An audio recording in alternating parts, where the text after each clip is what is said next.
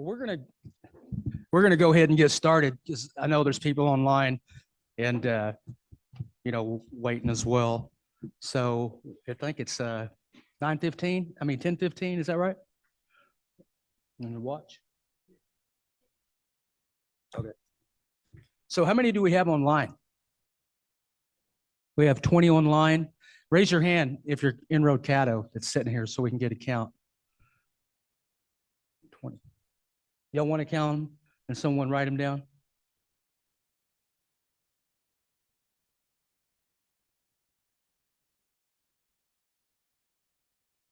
Did you get them all? You have to write it down. 18. So there's 18 present and 20 online. So we do have a quorum. There's a sign-in sheet going around. Did everyone get to sign that? If you didn't, we'll get it to you, okay?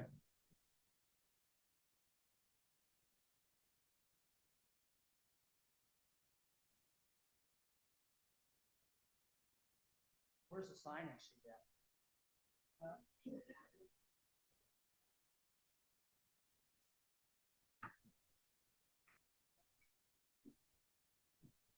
All right. So roll call is basically, having enough members to have a quorum. So we do have a quorum today, and appreciate everyone being here. And we're going to go ahead and get started, and that way we can get through the agenda. Is OU playing today?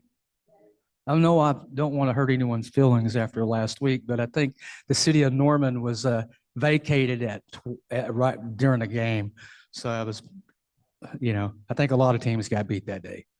But we appreciate everyone being here. And before we go too far, I'm going to say a little short prayer, and we're going to go ahead and get started with our day. And thank you for being here. Hoe Ohio, Gakeya Hayabosa Ohio, Hano Hasine Ohio, Gautsia de Goteba Ohio, Dakatonkayo Hano Ohio, Gonadiska, Gonadisjo, Gonaha, Gonahadi Ohio, Gadi Haime Ohio, the doctor that you are above, Almighty God, through your Son Jesus, that you can look down upon us. Bless our day, bless our families, bless all the ones that are in need of a prayer today, from the oldest to the youngest, and the generations that we may not see, Almighty God.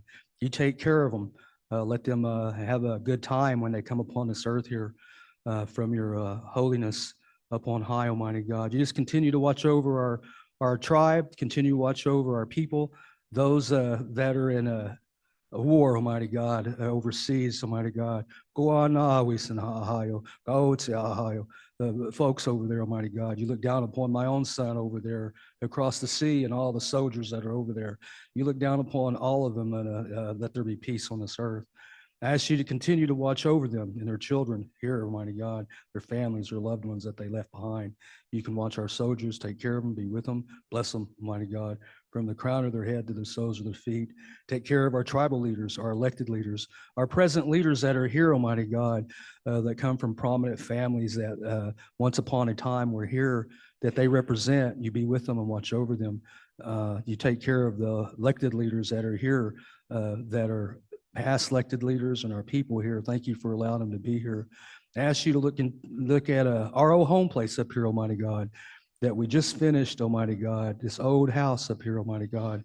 Thank you for allowing us to come together to see it wrapped in cedar life, Almighty God, that we're going to pray again soon and open it back up for the people so that they can enjoy it and they can use it for generations to come.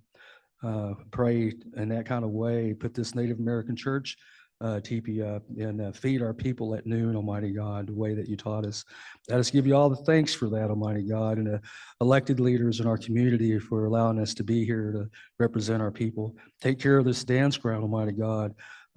All the people that take care of this drum and the songs that go with it, Almighty God. You be with them and watch over them. Wherever you find our people, however you find them, wherever you find them at, Almighty God, may you put your holy hand upon them, those that are incarcerated, those that are in need of a prayer, those that are mourning today, Almighty God.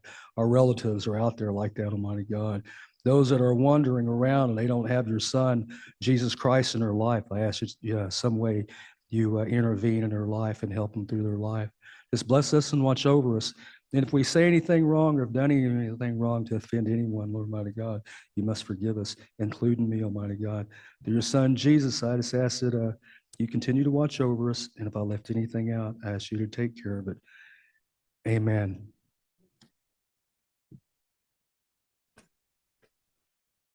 All right. I appreciate that.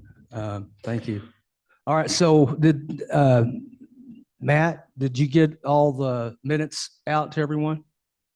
So if everyone could take a look at the minutes that were provided and take a look at those. And if there's any corrections or anything any comments or anything, we'll address those. And if not, someone can make a motion and then we can get those passed.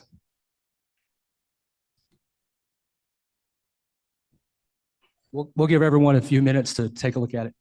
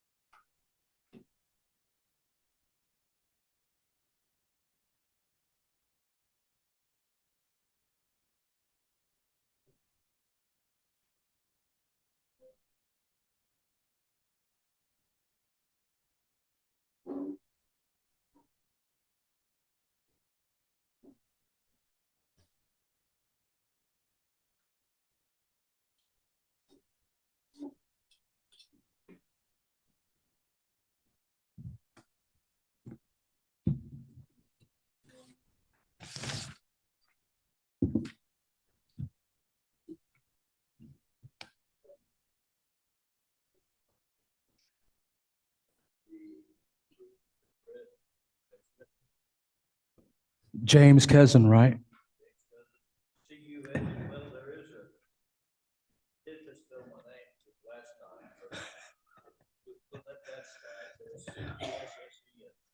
Okay, so James Cousin just made a motion to pass the minutes. Do I hear a second? Seconded by Tamara Francis. I want to make sure I get that right. Okay, all in favor say aye. Raise your hand so we can get a count. Can you count to make sure that we have the right count? And those that are online as well?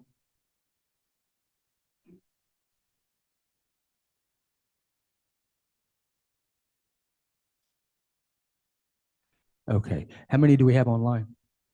Just one? Okay, 2, 3,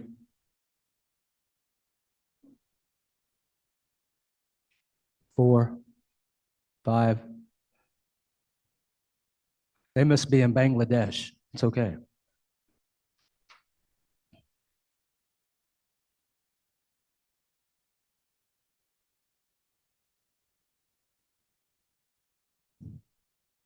Five. Okay.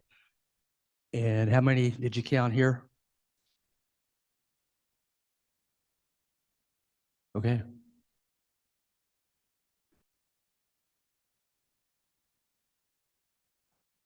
All right. That was made by Jim, seconded by Tammy, and it was approved. So we're going to go ahead and move on. Thank you for being here again. Thank you for taking care of those minutes. I kind of before we get started, I'm glad to see everyone.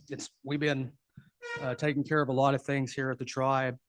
I just kind of want to talk to everyone about an update, just a little bit where we're at with the current affairs of the Caddo Nation tribal government. And then we're going to talk about the Caddo Nation and the Wichita and affiliated tribes cases on land issues regarding WCD lands. And then the election board. Is some of the members here? Raise your hand. Okay. Christy is online. So the election board members for 2025, according to our Constitution, we're going to turn that piece over to the election board members that are present. And they have several that responded from our last meeting that want to be on the election board for 2025. They've already went through all their background checks and on their end as well as on our government end, because we have what they call Department of Justice dollars. And so all that's already been vetted. So we'll turn that piece over to them. And then we're going to talk about old business, constitutional research and analysis, exploratory ad hoc committee of legal experts that were put in place.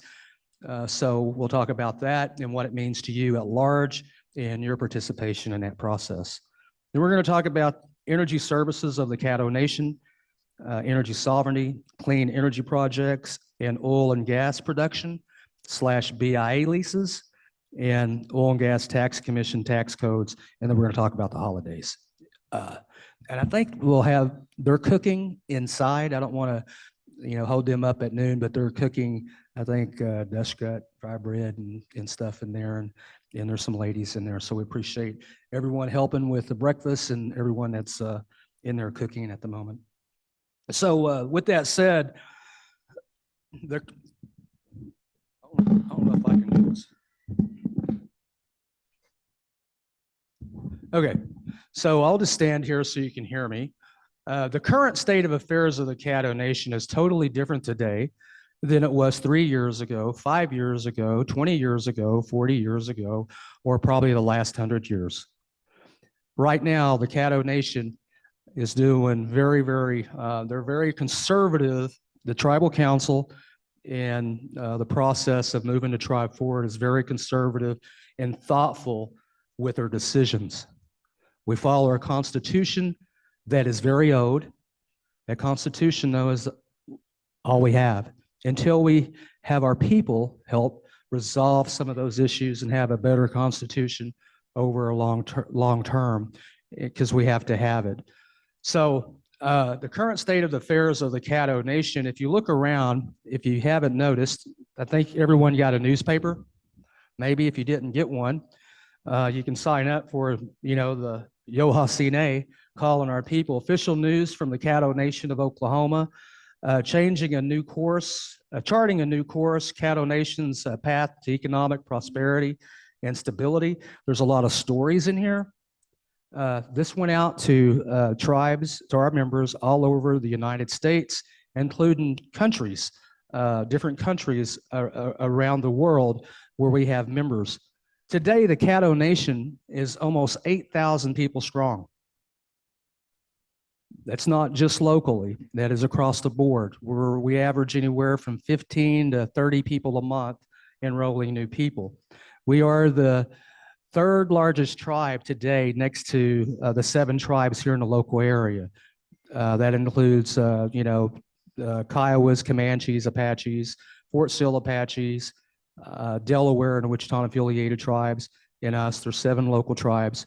So we're almost 8,000 people strong today. And we're very excited to see our tribe grow. So today, you're the third largest tribe in this area next to the Kiowa and the Comanche tribe. With that said, there's also a lot of growing that comes with that. And there's also a lot of agony and growing pains that come with that, as well as this administration has witnessed. When we started 3 years ago, we had about 28 employees, and this tribe was in debt and completely broke. And the reason for that, it wasn't, I don't believe, anyone's fault. We suffered a pandemic, and that pandemic took a lot of our people. And during that time, during the pandemic, we all suffered, our families and all our relatives that lost their lives, and we wanted to do something. So we got together. Of course, I ran for office. I'm glad to be here and glad to serve in the capacity as the chairman of the tribe. Didn't mean I know everything, and I don't claim to, but I'm willing to learn. And it takes all of us. It takes every one of us to pitch in and help one another, teach one another, take care of one another, and try to do the best we can with the laws that we have and with our tradition and culture too. Those all actually have rules to them as well. And so 3 years ago, you have to remember we came through a pandemic, and we're still kind of suffering from that pandemic. And make no mistake about it, this election that's coming up in Washington, D.C. is also going to have an impact on our lives. So regardless of how you vote, get out and vote during this next election and think about the facts, thinking about the facts that will hinder you in your life in your tribe. Now, I don't want to pick on our Republican friends. We have tribal members that are Republicans, and we have tribal members that are Democrat. We have some that are liberal. We have some that doesn't say, you know, that they're for one or another.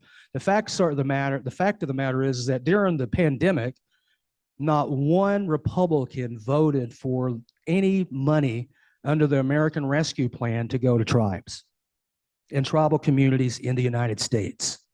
That's a fact. And you have to think about that for a second. Now, we went after those same dollars, just like a city or municipality, and we were awarded 34 million. That's where you see dollars going into a social service. Social service didn't have but $40,000 when we got here. You can't hire anyone for $40,000 a month. So $1 million went into social service. You know, 1.5 went into education. What we started doing is we did what the cities and other tribes put money in those dollars back into our community.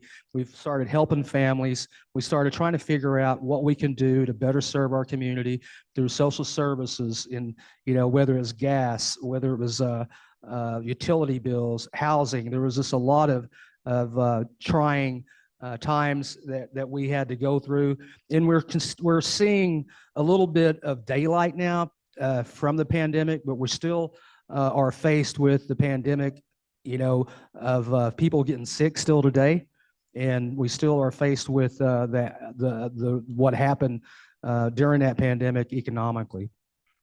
Now, with that said, we've been going after every federal dollar we can. Okay.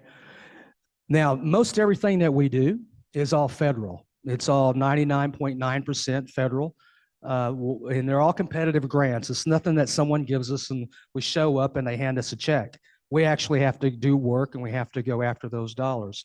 And that's what we've been doing.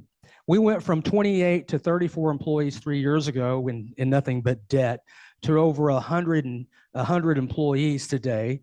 And we're building from Anadarko all the way to I-40, and we're putting land in the trust, and we're taking back our community. And the reason for that is because this is an Indian community. And if you notice, our Indian communities are not ran by natives, right? And so if you look in Anadarko, today we own 10 commercial buildings in Anadarko.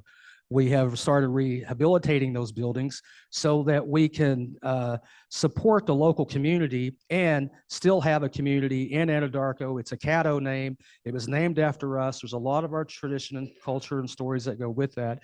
So we're revitalizing those communities. And then one of the things that we ran into is when you revitalize an area or you put dollars in a community, we started realizing people want education. If you don't have the schools, well, people don't want to move to those areas. Then you have a housing issue. Now we're starting to see that because of our growth, and trust me, the Caddo Nation is one of the biggest employers in the southwest part of Oklahoma. Our payroll is around $250,000 every 2 weeks. Those are families coming from all over the place. We're building from I-40 all the way to Anadarko, and we're looking at our Aboriginal homelands too and protecting our historic homelands as well as our sacred sites and our ancestors, and there's a lot going on there. I wanted just to let everybody know the current state of the affairs of the Caddo Nation is we're pretty excited. We just got had our audit completed, and great thing with that is just a material thing that we have to fix internally. But guess what? No one stowed any money, right? There's no giant findings of that's going to inundate us, because if you don't take care of the dollars, trust me, the government will start pulling those programs back. That's the way it works, right? And because we're 99.9% dependent on those federal funds, we have to make sure those audits and the finances are taken care of. And so if you look at the newspaper, one of the things that we talk about in here is finances and taking care of the tribe and moving the tribe forward. And if you haven't read it, I don't want to regurgitate that, but just please take a look at it. If you want to see it online, You can see it online as well. And we're going to continue, hopefully, moving in the right direction with the newsletter. And let me see. Now, we even have it in color. The first time we did the newspaper, it was pretty trying because I had a stack of newspapers. I'm so short you couldn't even see me. And then we're licking stamps and we're trying to get it out, and it was tough. So there's a message about tribal self-governance as the cornerstone of sovereignty, allowing indigenous communities to determine their own futures. That sovereignty is what our ancestors paid for with their life, with their land, and their resources.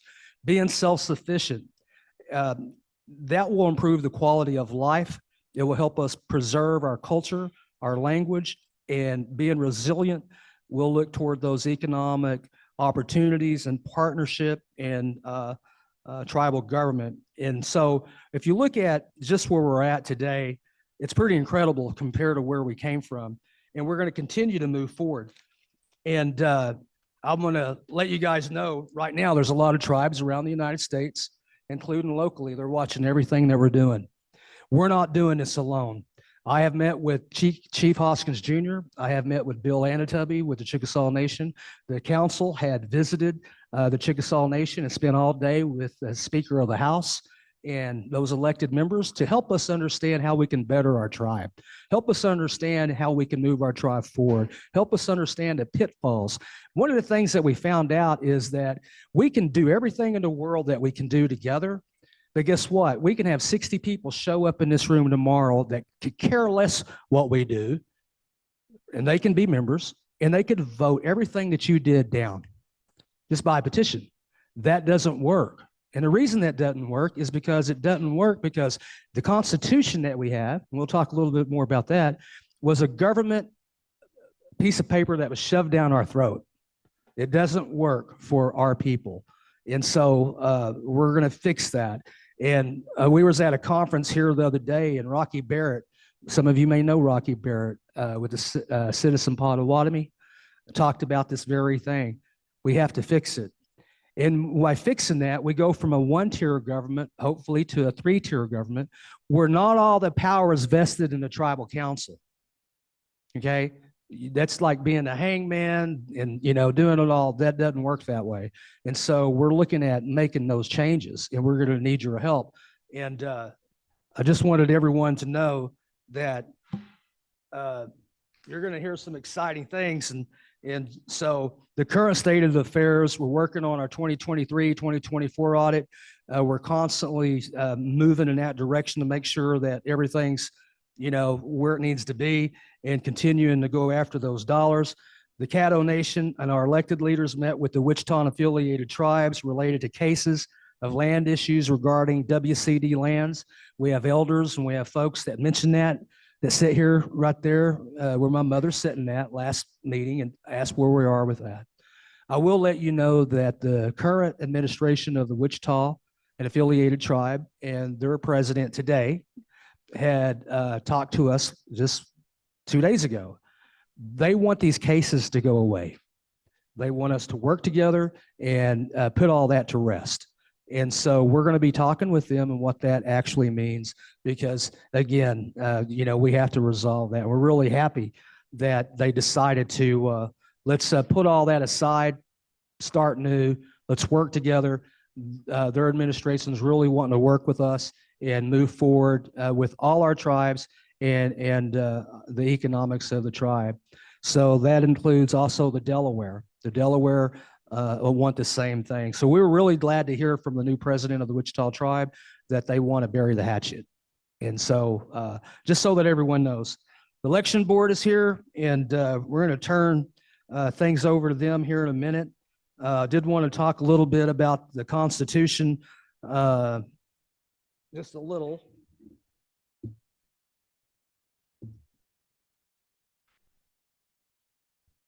All right, so here's an update on the Caddo Constitution Project.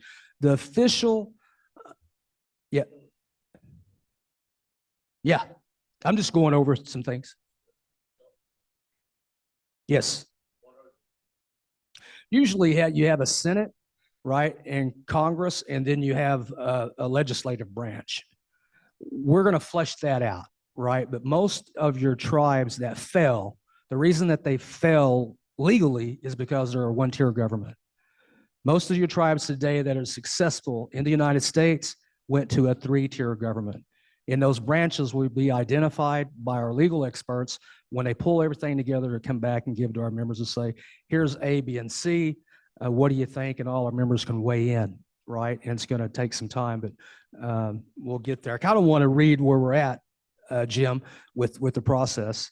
So here's a little update on the Caddo Constitution Project. You can find everything on our website. That is the official website for our Constitution Project. There are probably around, just so that you know, there are 30 groups out there saying that they're Caddo. They're not.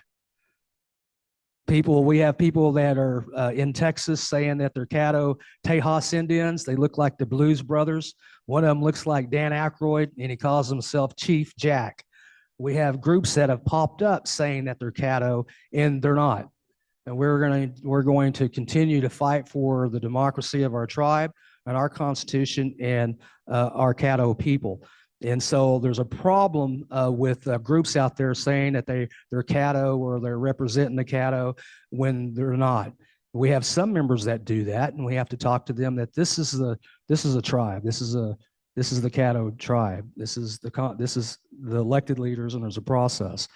So just so that everyone knows, there are groups out there that are non-native, they're state recognized, and they're muddying a lot of things up, and we have to deal with that as well.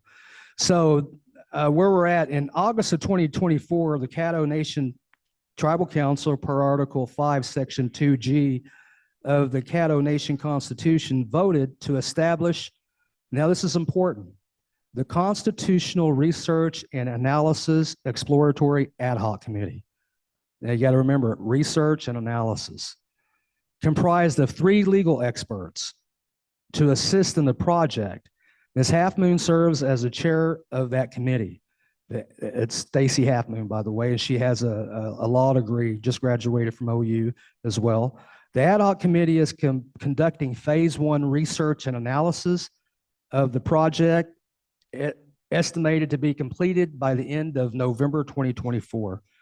This phase will result in the committee providing recommendations for phase 2, which will focus on engaging citizens, which is you, in your districts, in your homes, and abroad. During that time, in that engagement with the citizens, they're going to collect feedback, data. There's going to be surveys. They're going to identify revisions of areas related to that draft constitution set out by legal experts. At that time, all that will be posted on the caddonation.com website under governance, and that is the primary source of official information and updates of the project. That committee members will continue to meet regular until the present of their findings and recommendations to the tribal council. So after they visit with all our members and all this gets done eventually at some point down the road, that is going to come back to the tribe, to the elected leaders. And at that point, those elected leaders, based on what you have to say if it's, you have one, 2, or 3, and the tribe says, we want to go with number 2. It's the best form of government that we believe that's best for the tribe. Then we'll have a special election related to that according to our Constitution. Then all 8,000 plus members at that time can vote, related to those constitutional changes. Now, instead of just taking it apart and adding 1 or 2, we want to do the whole thing because it just doesn't work for us. The other thing is we don't want to be a council that makes decisions related to your life and your tribe. That is your decision to be involved. I know that in the past, there has been constitutional reform that only 8 people decided what that reform would look like. Not you, not me. It didn't go anywhere but 8 council members. We're not going to do that. So we're asking the citizens to be involved. The research is continuing through tribal council constitutions of comparative analysis, gathering applicable reference materials such as articles, documents, books, researching the language legally related to Constitution. There's over 500 years of, dictating to us what constitutional law looks like. So we're tearing it all apart. We're going to update you, the research, the process that is used by the tribe, all the revisions. We're going to make it all inclusive so that you can be involved. So we want to make sure that while you're doing what you're doing and the concerns that you have as members, that you voice your concern, you fill out the surveys, you make some phone calls. There might be 10,000 different ways of looking at things. Well, we want everyone to be able to have a big lens to look at that. So we'll hopefully land on something that's solid, right? And anyway, if anyone has any questions, I'll take questions here in a little bit. When I'm done, I'm almost done. And I think here's some exciting news too. Energy services of the Caddo Nation. We're moving toward energy sovereignty. And what I mean by that is we're going to develop our own energy resources and look at solar, look at wind, and look at microeconomics. And what I'm talking about there is that we have all these buildings. We have all these buildings in these communities. And if you live in Anadarko, you ought to look at your light bill. Look at your electric bill. Maybe you looked at your bill lately. It's pretty expensive, right? And so how do we decrease, those electricity bills? How do we help our tribe? So we're looking at the tribe here and all the buildings that we have and building microgrids and powering our facilities, and then taking that electricity and so we don't have a bill, and then selling that back to the grid.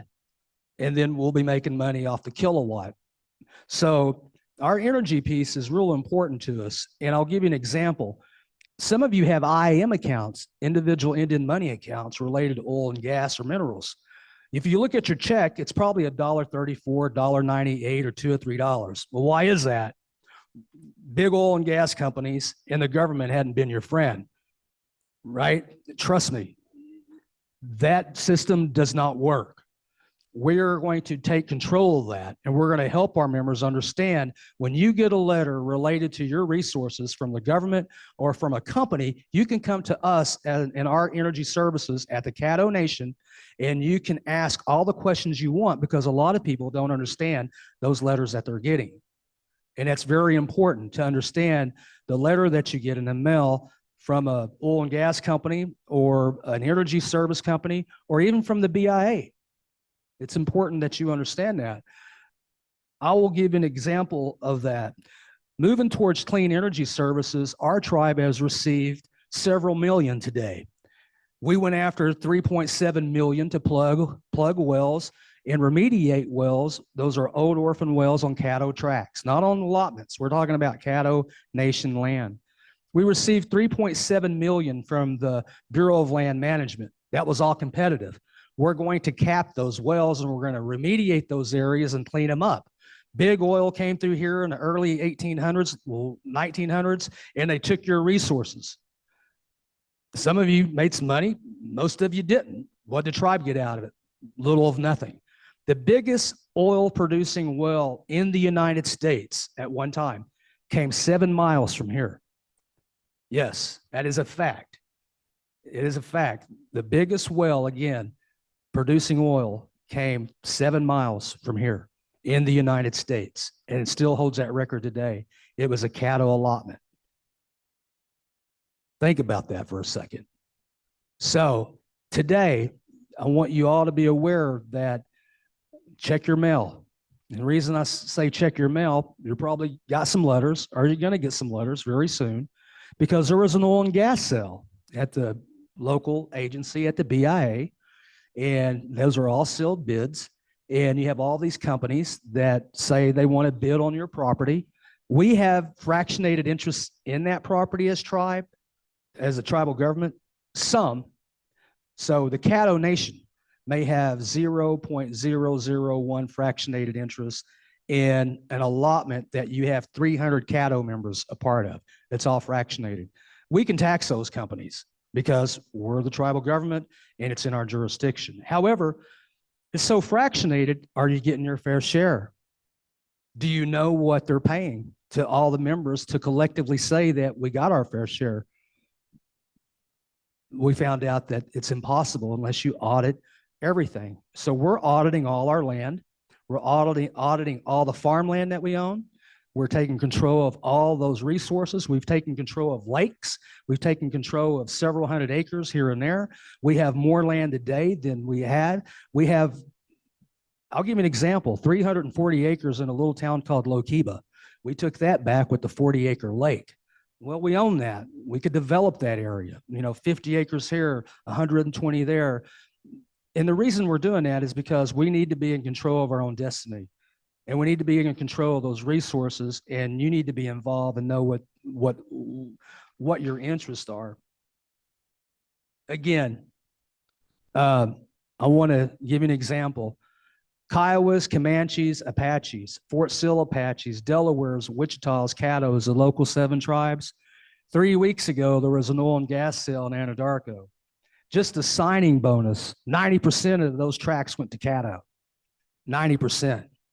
$18 million was a signing bonus. So if you get a letter and it says, here's a bonus for you to sign, that's for you to consider. Well, then guess what? They had another sale. And there was about 150 tracts, same thing. So somewhere around $22 million to $40 million in these bonuses are going out to members eventually. And some of you may have already got that letter. It's up to you to understand that. Guess what? If you don't understand what you're looking at, you can come here. We'll help you. And we'll also help you understand if you're getting your fair share related to the production once they start producing. It's very important that you understand, what your rights are and also what our rights are as tribal members. So that's real. That's nothing fake. That's real deal, real time right now. And the reason they're doing that is because of the war that's going on and what you see in the Middle East and across the country. You have to have fuel to fight wars. You can't solar a tank, unfortunately. You can't solar a plane. Well, not unless, well, I guess you can. My son's in the Air Force. There's some things you can do, but most of it, you have to have petroleum.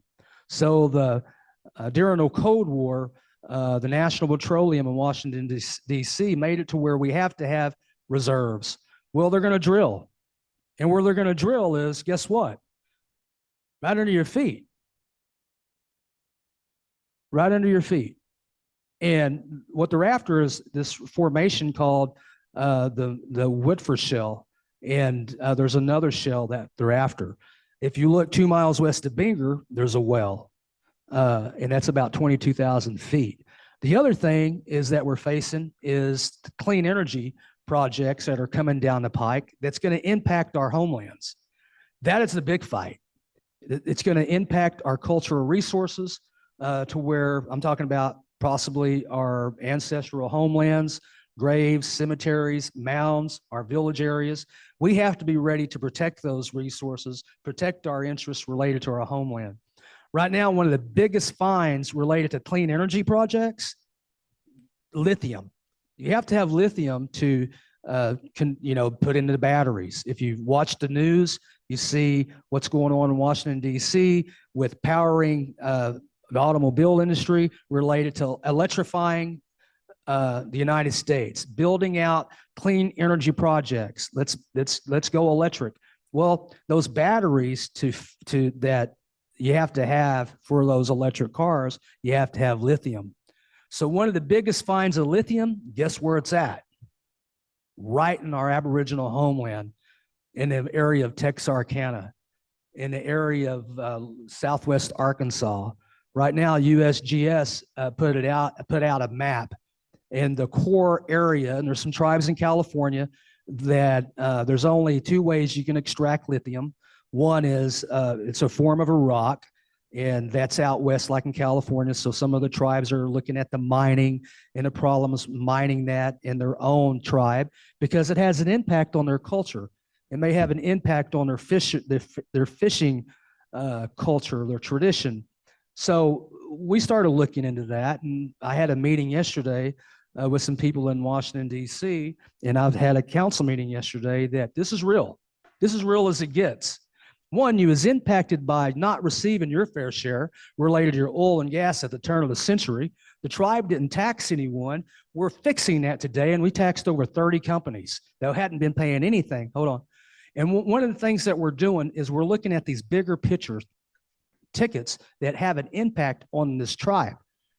The lithium industry is looking at taking lithium out of our Aboriginal homelands and getting it to Baytown to market into the world. Well, guess what?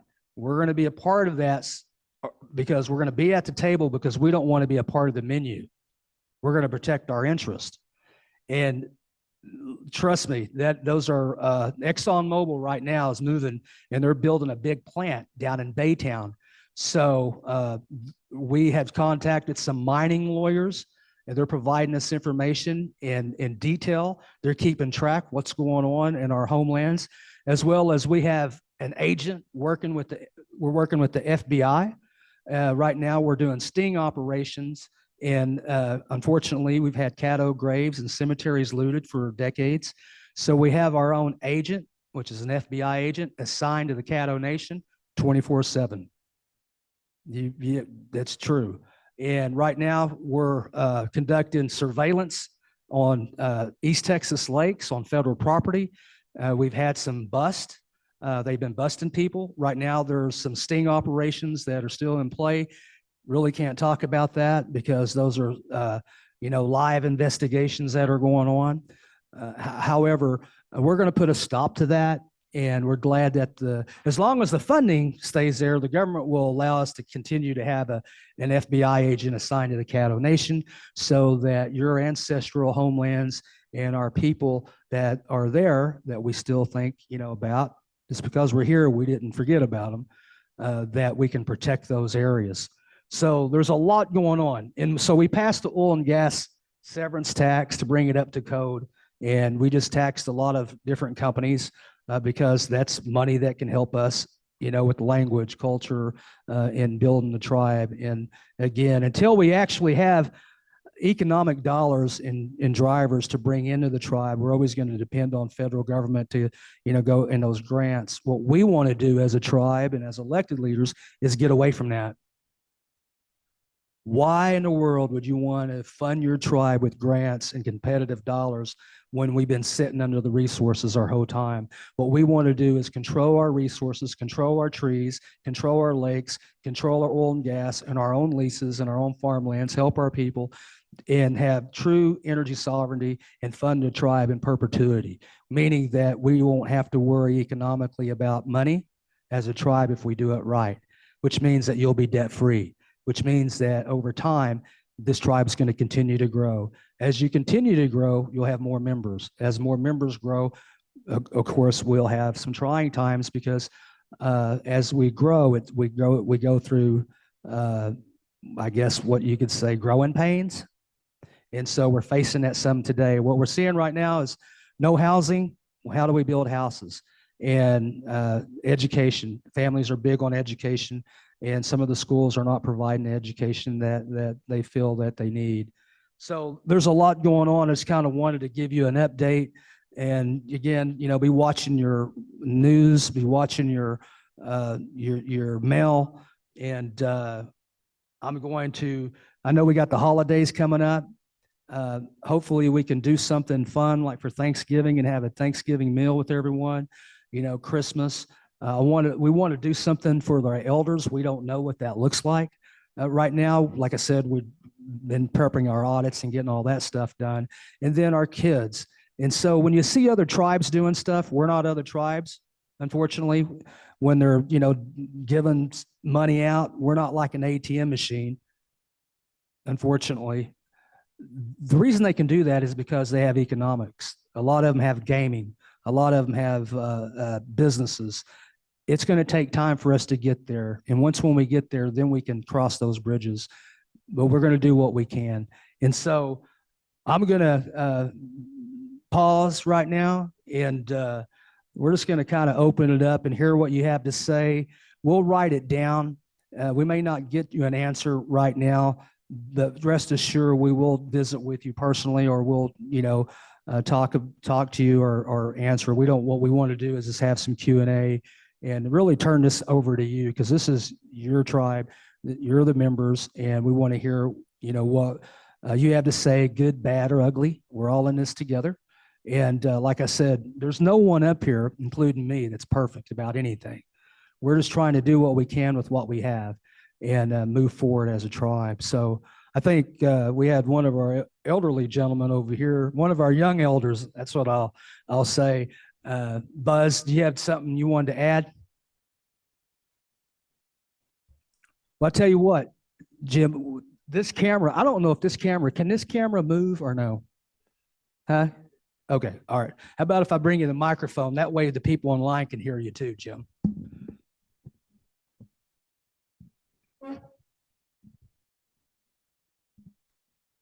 Thank you. I'm Jim Cousin, CUSSEN.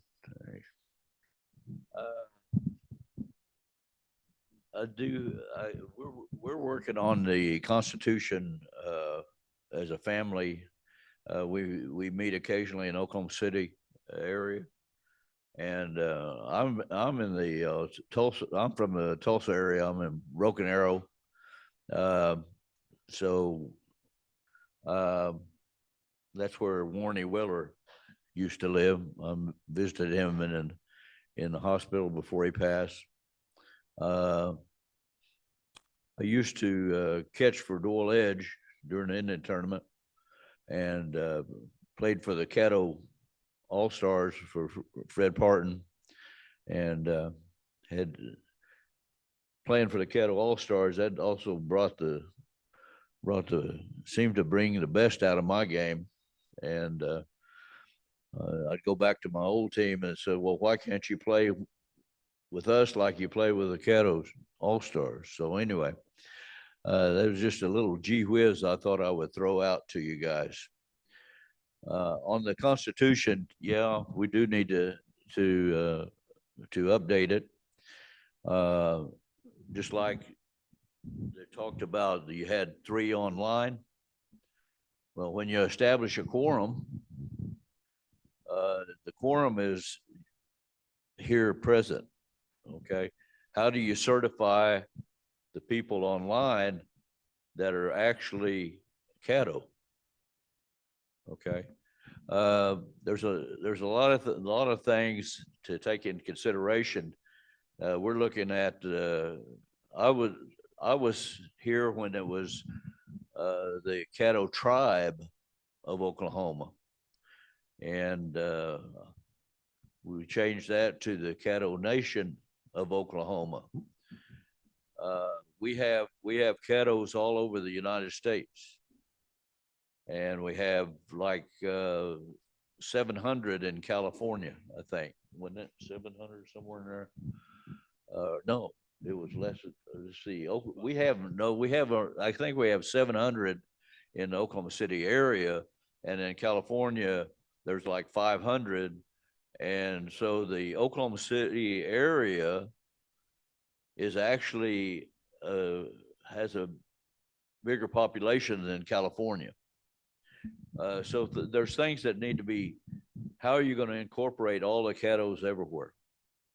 How are you going to ensure the absentee voting process, et cetera? There's a lot of stuff that needs to be going on. On the minerals, I guess the WCD are the wind turbines ours?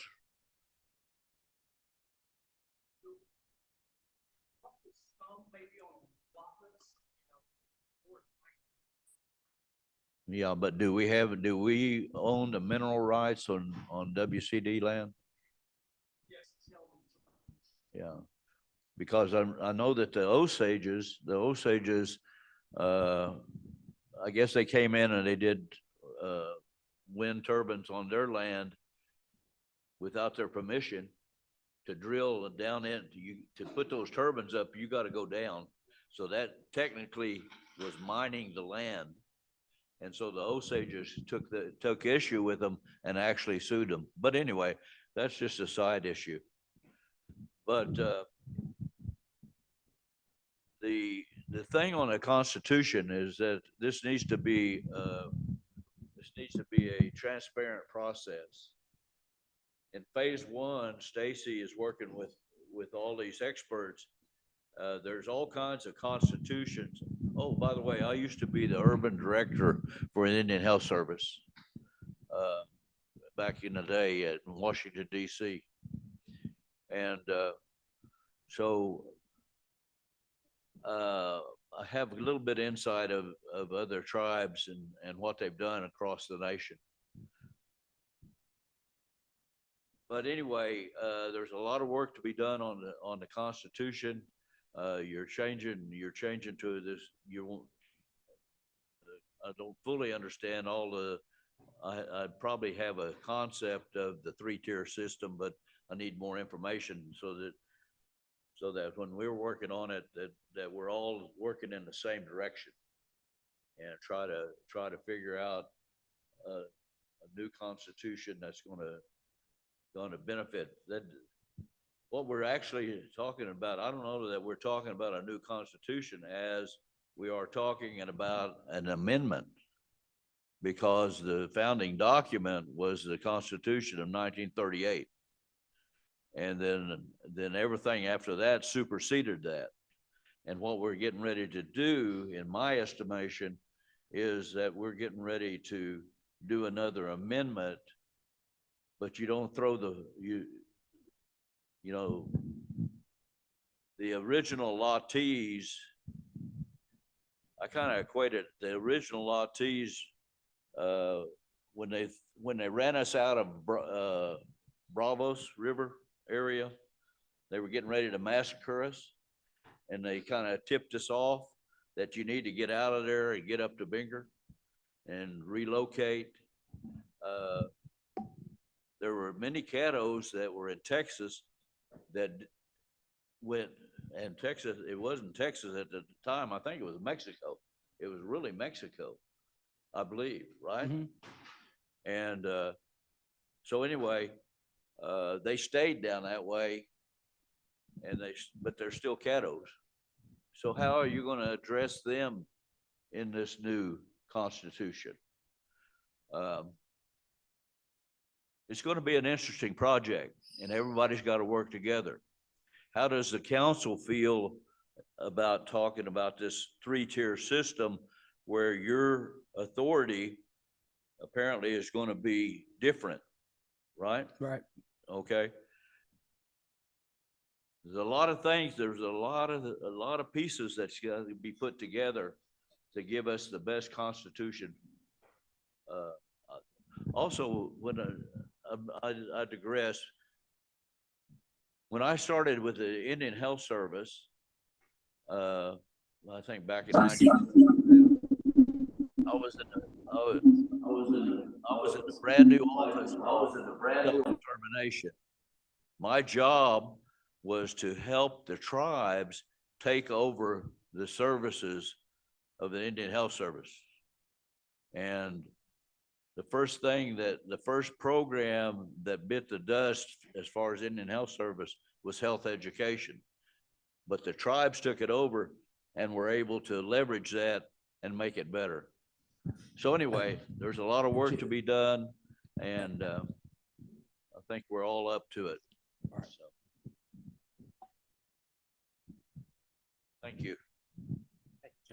Hey, Jim. Who had their hand up first? I know you raised your hand up when you came in.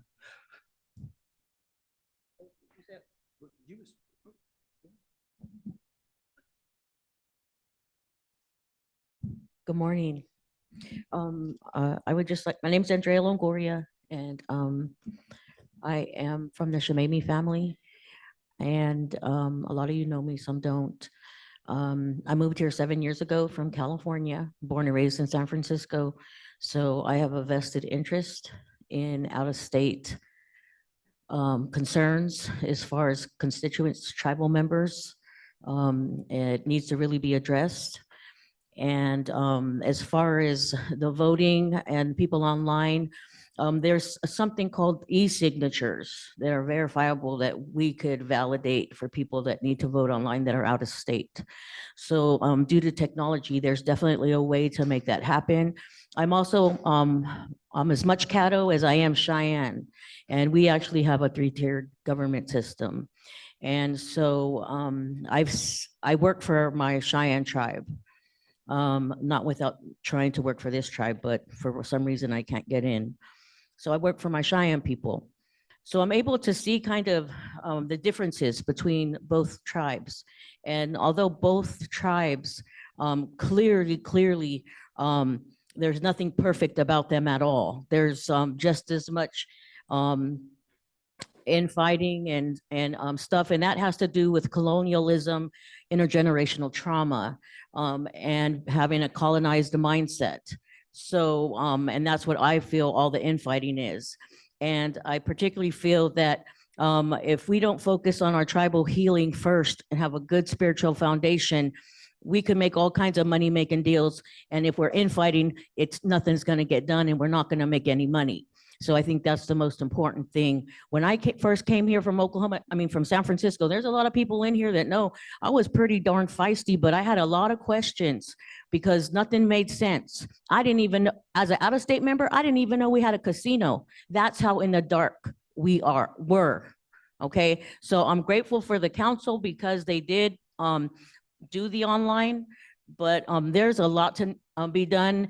And the reason we are so behind all of these other tribal nations is because of the infighting. And that's really unfortunate. So I'm happy that, and I came in asking a lot of questions, and I became kind of like, I was not accepted very well because I had a lot of questions. Because, you come in here and you like, what, we had a casino, what? And then there's a gunfight and all kinds I'm like, what?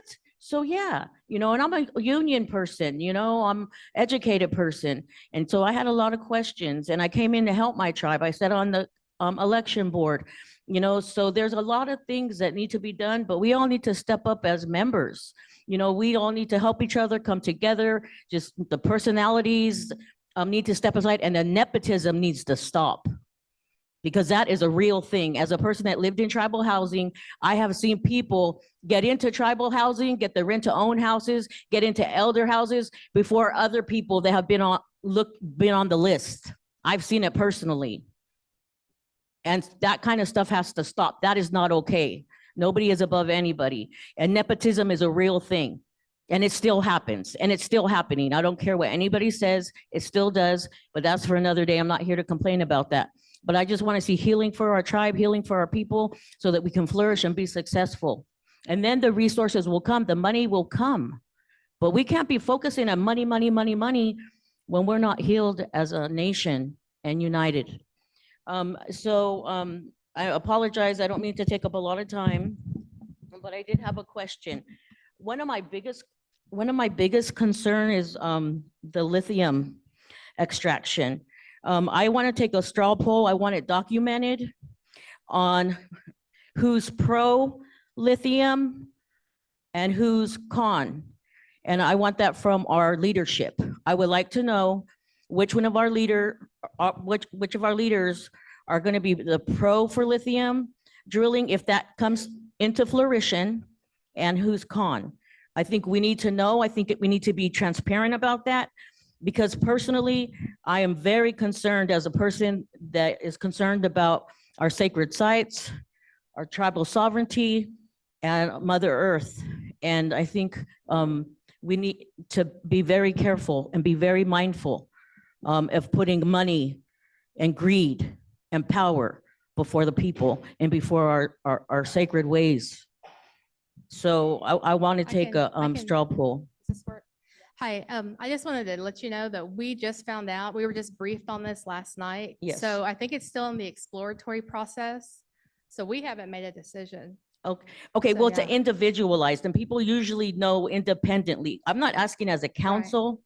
I'm asking as an individual person. So I don't know at enough the about next, it. okay, so once you do your Yeah. research Yeah. and everything. I'm Yeah. asking at the next membership meeting, Mhm. if we have, please, can this please be addressed? Because I'm very concerned and I want to know which one of our which leaders are pro and con, so that when we come to vote, we can make an informed decision on who we would want to vote for and who we want to support.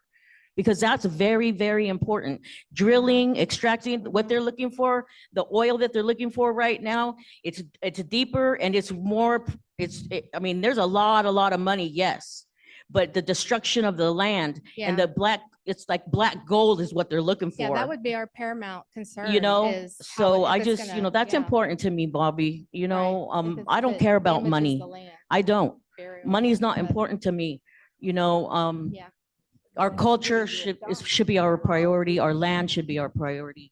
I can ask this other stuff in emails. I already addressed one. Sorry, I know you want the mic back. I have a mic here. Here, Let me Bobby. see.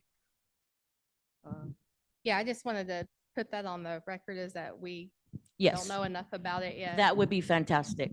Thank you. Just so because she brought it up, we don't know enough about the lithium extraction, right? And so that's why we reached out to mining lawyers in that industry to figure out what in the world's going on, what's happening. I do know one thing, if they start drilling or looking at it in our homeland and they start impacting us, we got a problem, right? And that's big oil, that's big, we don't know. We're a small tribe, we're trying to figure it out. When we figure it out, then we will let you know. Well, they are already doing lithium extraction and other, are attempting to, and there's other tribal nations that are fighting them right now. So it's in the media. It's not hard to look. Yeah. It's not hard to look. So There's a lot of negative stuff in tribes fighting. Not fighting, fighting for the right. So just so that you know, right, and I want to make this very, very clear so you'll know. I have a direct tie to the Department of Energy related to I these know. same questions. And I had met with the Secretary of Energy appointed by the President of the United States. Mhm. And one of the things that I told her as a tribal leader, and along with 60 other tribal leaders, including the Alaskan tribes, do not switch out one source of energy resource for another and impact us again related to our land, related to our water, our traditional view sheds, our sacred sites. Yes. All the tribes had the same concern. But as you start to see energy develop into cleaner energy around the United States, where do you think they're going to get the resources? They're going to probably get it from an area where it's sacred, like the Ojibwe. You know, they have a big mountain over there. Well, there's certain things there that they have in that mountain that's sacred to them, but that's where the clean energy stuff's coming from. So all the tribes have concerns and they're watching it, and we're all collectively trying to figure it out. Anyway, I just wanted Yeah, to mention thank that. you. Yeah, I'm being mindful because I do know about the process, and just because it's clean energy it can be very dirty energy to make clean energy. So we just need to be mindful, and money's not more important. And I think I'm done, believe it or not. Thank you, guys. Did I tell you I had a chance to visit the social services and the tribal office yesterday? It's amazing. I want to say that the social service office, we were there yesterday. The people there, even Kathy was very nice and very helpful. And just everybody, Alana was there. She was having the language for CHR. It was fabulous. So I just want to say, you know what? Props to everybody down there at social services. And here we were at the tribal office. She got her ID. This is my granddaughter, Nalani. And she got her tribal ID and everything. And everybody was just perfection and perfect. And thank you for that. And thank them. I just want to give them props. All right, so I know we have a hand over here, but I'm going to hand this to you. I want to get back to the Constitution, if I can. Hope it's not going backwards. In all due respect, I am concerned about a constitution written by a family. And there's a reason. And let me kind of give you my example. I have a brother who was a commanding officer for a NATO installation for a number of years. I have a brother who's a land attorney. I have 2 children who work for the Bureau of Indian Affairs, and they understand land trusts probably better than most of us. So I could argue, and very easily so. I have 7 brothers and sisters, and we all had a number of children. So my mother had 49 grandchildren.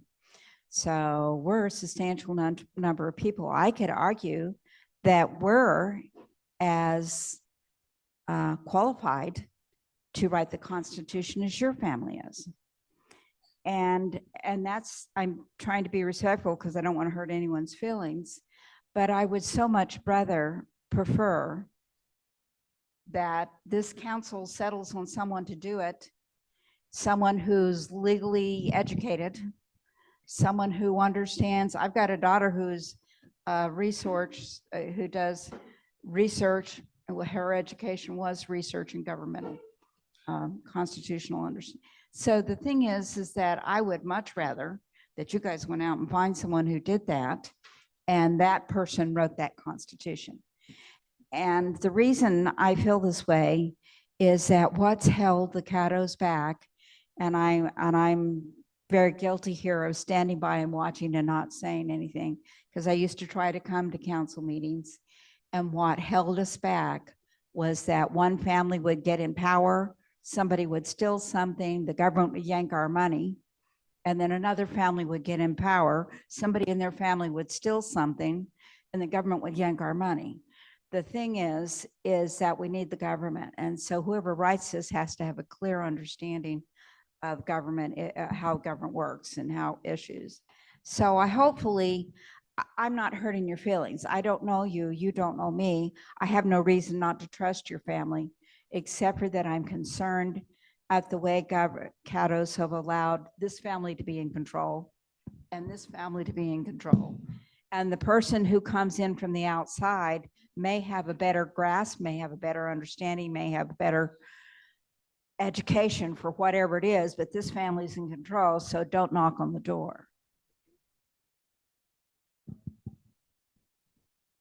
Okay, let me try to help clarify this. Hold on, Jim. Jim, I want to, there's other people in here, just respect for their time. I'm going to let them speak, Jim. I'm going to clear this up right here. So I'm going to respond for you, okay, as a chair. I'm going to respond for you as a chair related to what was just said. There is everyone listening that's online? And the question, everyone heard what one of our tribal members said. The Caddo Nation tribal government, the tribal government, make no mistake about it, the Constitutional Research and Analysis Exploratory Ad Hoc Committee is legal people, not families. It's legal people. And the Harvard Kennedy School of Law is involved as phase 1. Eventually, there's going to be a phase 2. They're going to come to the members. They're going to go to the districts. They're going to go to the families. Our whole tribe is going to weigh in on it, not just one family, right? Like you said, not just one person. And they're going to weigh in on their thoughts and comments related to those legal experts providing us that draft. Once the people feel like they're comfortable with it, right? Then it's going to come back to the tribe for a decision to put up for a ballot. So I just wanted to let you know that it's not the Cousin family, the Canute family, the Williams family, the Shmamey family, the Williams family. It's all inclusive. And phase 2, be watching our website for surveys, town hall meetings and all that stuff. And we may identify at that time, Jim, through the process, there may be other experts, like you mentioned, that are Caddo that may want to help out, that may see something that none of us seen, none of our experts seen. And the council is really looking forward to seeing what this looks like as a whole, as a tribe. So I know you had your hand up first, so I'm going to hand you the mic, and then you, and then over here. Okay, sorry about that. Good morning. My name is Darcy Parton-Schoon. I'm a Caddo citizen, and I live in Lincoln County. One of the things going on in Lincoln County, if you were watching the election at all, we found out kind of after the fact that solar and wind turbines had, donated hundreds of thousands to campaign people who supported them. And so we got a committee together and we started researching wind turbines and solar turbines. And the thing about wind turbines is companies that are running wind turbines have never won a nuisance lawsuit against them unless it was a technicality like they filed past the statute of limitations. There is so much information coming through the Department of Energy that is not independent research. Harvard just came out with a study on wind turbines and how much temperature at the base level they increase and a 1,600 square foot around them. There's a lot of issues with agriculture and what happens to cows around them. There are so many things out there that is being hidden in terms of being really good neutral research the Department of Energy is not doing. So my question is, they'll actually just, so several tribes have already come out and said they acknowledge the amount of damage that wind turbines are doing in their community. They kill bald eagles all the time. They have problems with, because the vibration, stuff dropping into aquifers. And so are we going to do some kind of study before we decide to do that way? Because the Department of Energy, quite frankly, has not come up with neutral research. I'm on a committee with about 20 people, all of us fairly educated. We went through all of the research and only pulled out research that was non-biased and withstood peer review. And it does not look good in terms of what it does to the environment and our property long-term. So are we going to do a study? That's my first question. I have a second one. You want me to do them both at once, or do you want an answer? Do you want to? Okay, and then my second question is, so I'm on the state advisory board for Marcy's Law, which is a victims' rights law here in Oklahoma. It's our only victims' rights law. In Oklahoma, we actually added victims' rights to our constitution and just not in statute. I am a domestic violence expert witness for domestic violence and sex crimes. And like the last couple laws on missing persons that impact Indian country, I testified on legislative surveys on all of those. And so my question is, now that we've developed social services and we're getting back to where we have like our own security and ability to apply criminal law into the Constitution, will we also have a victims' rights law? And how does that work with the Constitution? Those are my questions. Okay. All right. So let me do my best to answer the first question. You're right in the fact that the wind turbine industry is the wind turbine industry. And one of the things that we're doing is, you'd be glad to know that we've been in contact with our Osage relatives, Chief Standing Bear, and looking at that case related to the impacts. There is an impact related to building these clean energy projects, like wind energy. I'll give you an example. All these wind turbines you see here, there's never been an archaeological survey, an environmental survey, or anything like that, period. Why? Is because they're not required to, because the government cat-axed a lot of those requirements. And this is big money coming in from, quite frankly, China, that owns the industry, and they're building these turbines. The problem that we have is those areas aren't surveyed, archaeologically, for cultural resources, biologically. They're not looking at the impacts related to our area. And the case studies right now, OSU is doing a case study related to impacts and the turbines and what's going on there. So what we're doing here as a tribe, we're trying to figure out and keep up front on that. So we're just now getting involved in that. Right now, there's no turbines on Caddo Nation lands, but there may be some on allotments. We don't know that because that is held in trust for the benefit of you, unless you're signing it, unless we know about it. However, when you go outside this Native American church at one time, you didn't see those lights. Now you see them and they blink. That's in our traditional view shed. No one asked us how we felt about it. No one asked us anything. And I remember some of those older people coming out when they first seen them before they left. It was shocking. No one, and so this traditional view shed, the area that we consider sacred and praying, you go outside or go in the morning and then boom, there's all these lights. It's not counting the impacts related to that. The other side is that, again, those decisions being made in DC affect this community. Those decisions that you're not a part of impact this community. So we'll keep you informed, and as far as victim impact related to crimes, we just entered into a Department of Justice agreement by resolution and tribe to look at doing more background research, not only on our employees and everything that we do, but having a system to deal with assault, battery, kidnapping, and all that stuff. I would like for you to talk to our security folks because we do have DOJ money, and we're looking for help so that we can put codes in place for our court system we'll eventually have, and we'll codify those laws underneath our Attorney General. Right, so we could use your help, and I'd like to get your name and number before you leave. There was another lady here. We'll go over here.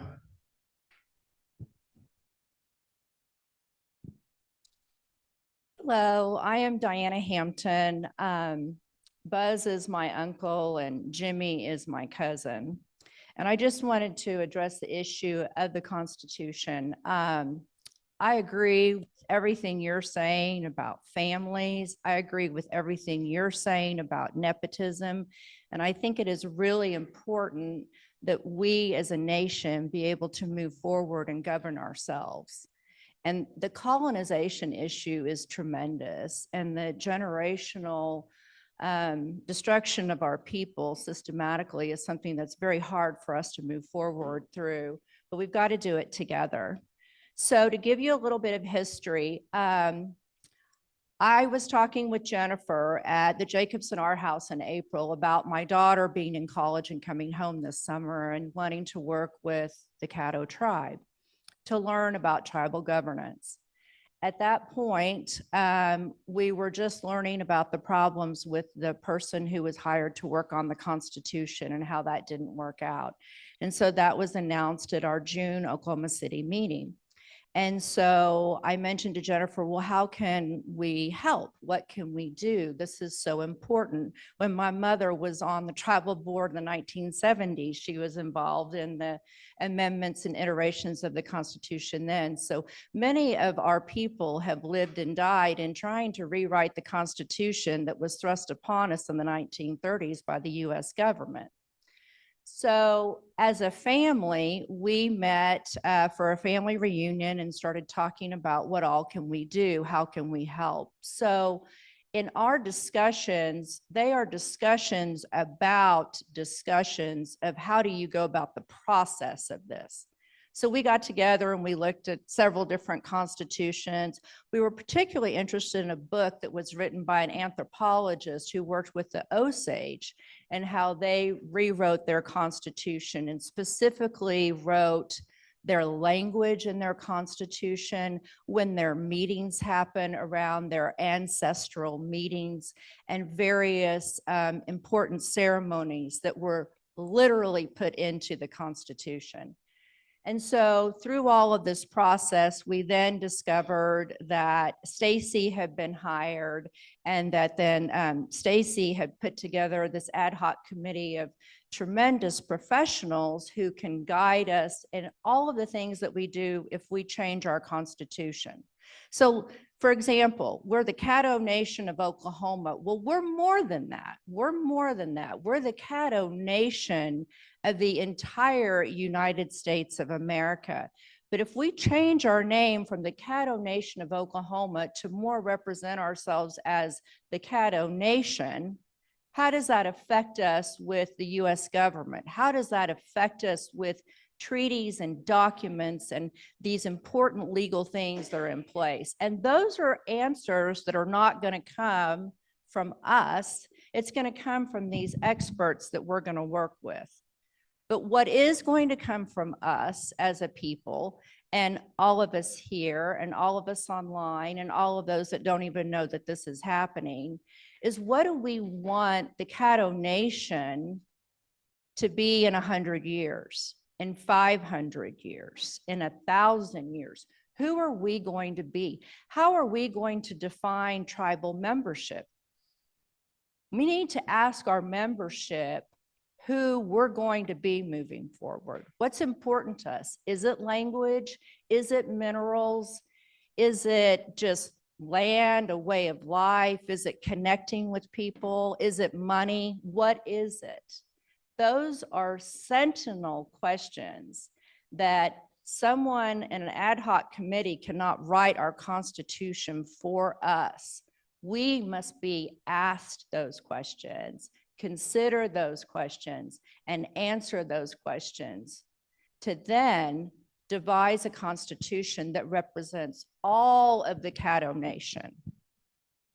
And so I think it's very important that not one family seem to be involved, or one chairman to seem to be involved, or one hired contractor to seem to be involved. It is all of us. It is incumbent upon all of us. It is our responsibility to those that will come later to make sure that our Caddo tribe survives. So that's what I wanted to say.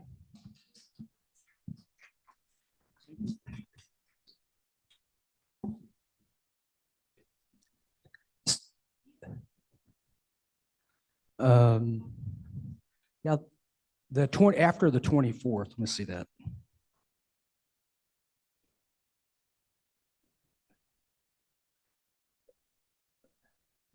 Well, I mentioned that earlier. And so just so that everyone knows, there's a phase 2. Remember the citizen piece that you're talking about?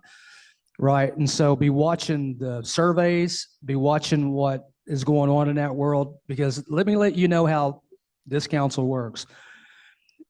It's their obligation to fulfill that when we find those individuals, right? If we get in the weeds on every single thing, I mean, I'd be putting fires out, which when I started, I had to put a lot of fires out and run here and there. So I'm hoping that these committees and these organizations and groups and people that get together, they'll give us something that has teeth in, right? I will tell you, there's some questions online that someone asked about who is our legal experts. One is the Harvard School of Law there in Harvard Kennedy School of Law. The guy's name is Joseph. He helped write the American Rescue Plan dollars with Congress. They have a whole team. I couldn't sit there and say all their names. The other is Connors and Winters, which is our legal counsel. They're on the team as well. And then we have OU, one of their professors that leads constitutional reform there. Now, again, you'd want to go back to that website, go back to that survey when you have questions, concerns, and I'm glad you're having this discussion because as you can see, it's very important topics. Everyone has a certain concern, certain thought, and I'm glad we're doing this. Someone told me, I'm just going to let you know, I had a member the other day tell me, I should not hand the microphone to any of you in our members. Well, that's stupid. Why would you do that? I want to hear from you. I want to hear from all of us, right? I mean, you're sitting here listening to what we're saying. So I want to hear when you have something. If you can't find a representative, go online. We have a government page. There's our cell phone, our numbers, our addresses are on there. And, shoot us an email, shoot your constituents an email, and that way they can get back with you. There was something that somebody handed me earlier related to the amount of people that we had here and there. What did I do with that?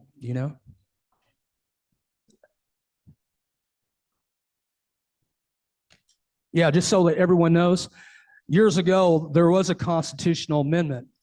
Caddo Nation is our legal name, so that everyone knows. It was Caddo Indian Tribe, Caddo Tribe, but it is Caddo Nation. And also, I was present when the Osage Nation changed their form of government when my big brother Andrew Gray was in office.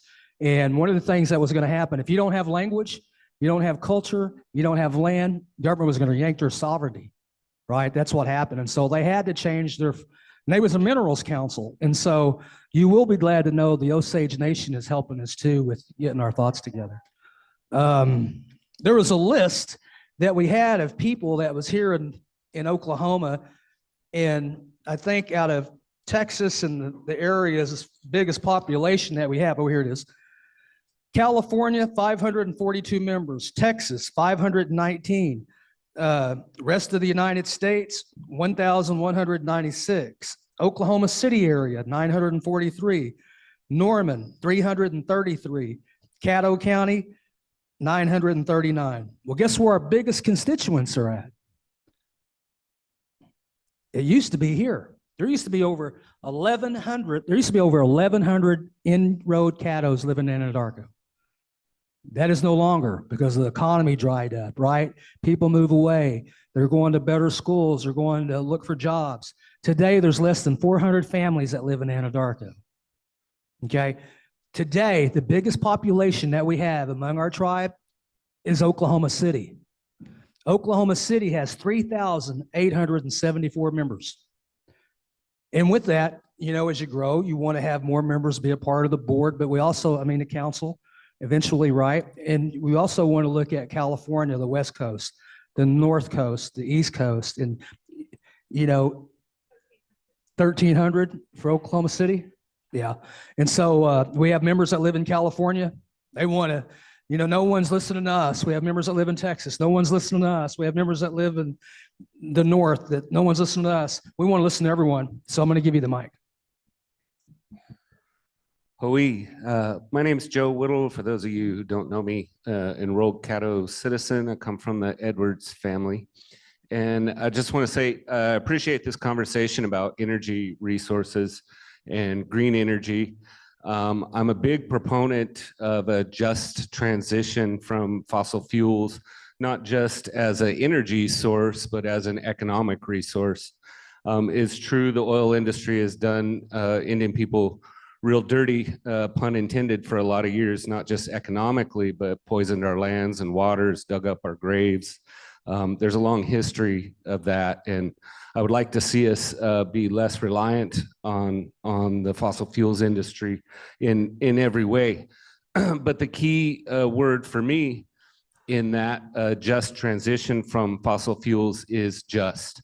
It has to be a just transition. So I really appreciate this bringing up this subject of windmills, lithium, and all of these other things that are being marketed to us as green energy.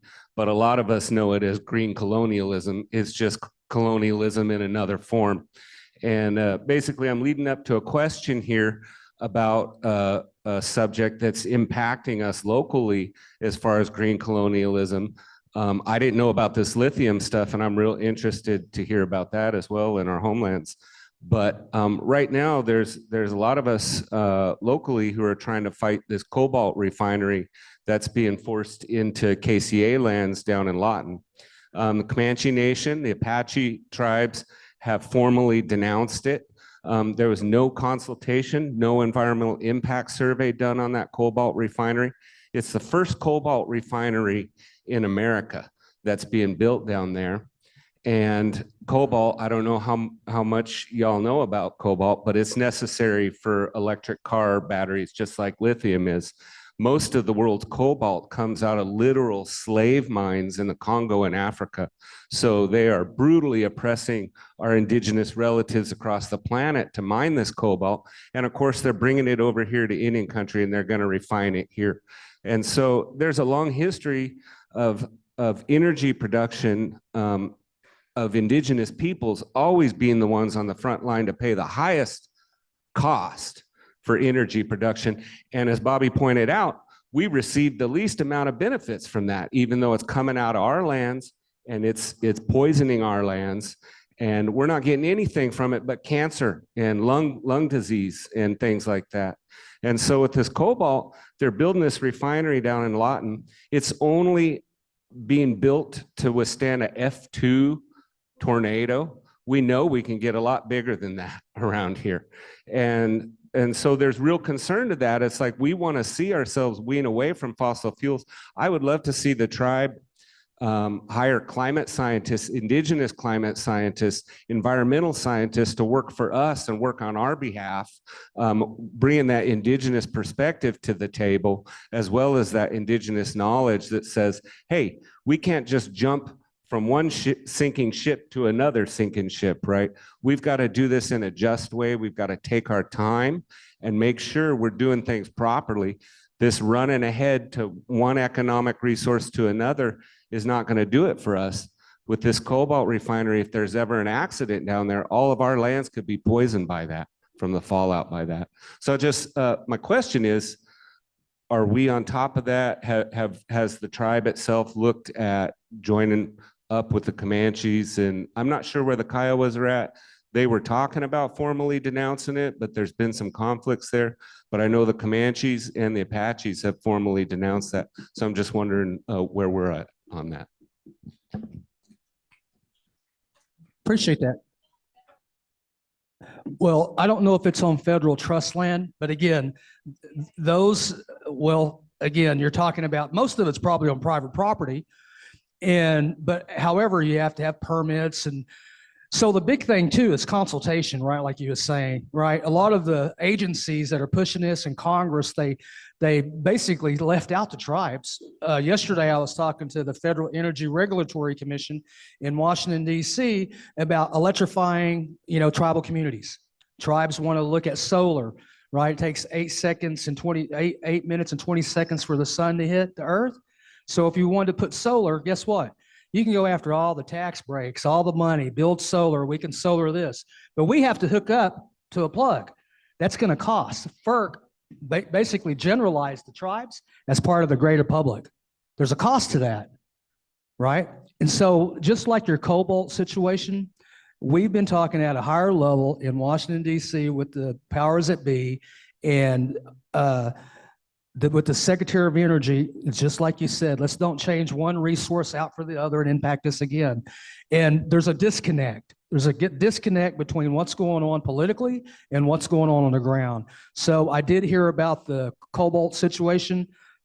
Since I know a little bit about the NEPA process and the Archaeological Resource Protection Act, and they're starting to reach out to me and asking me to come over there.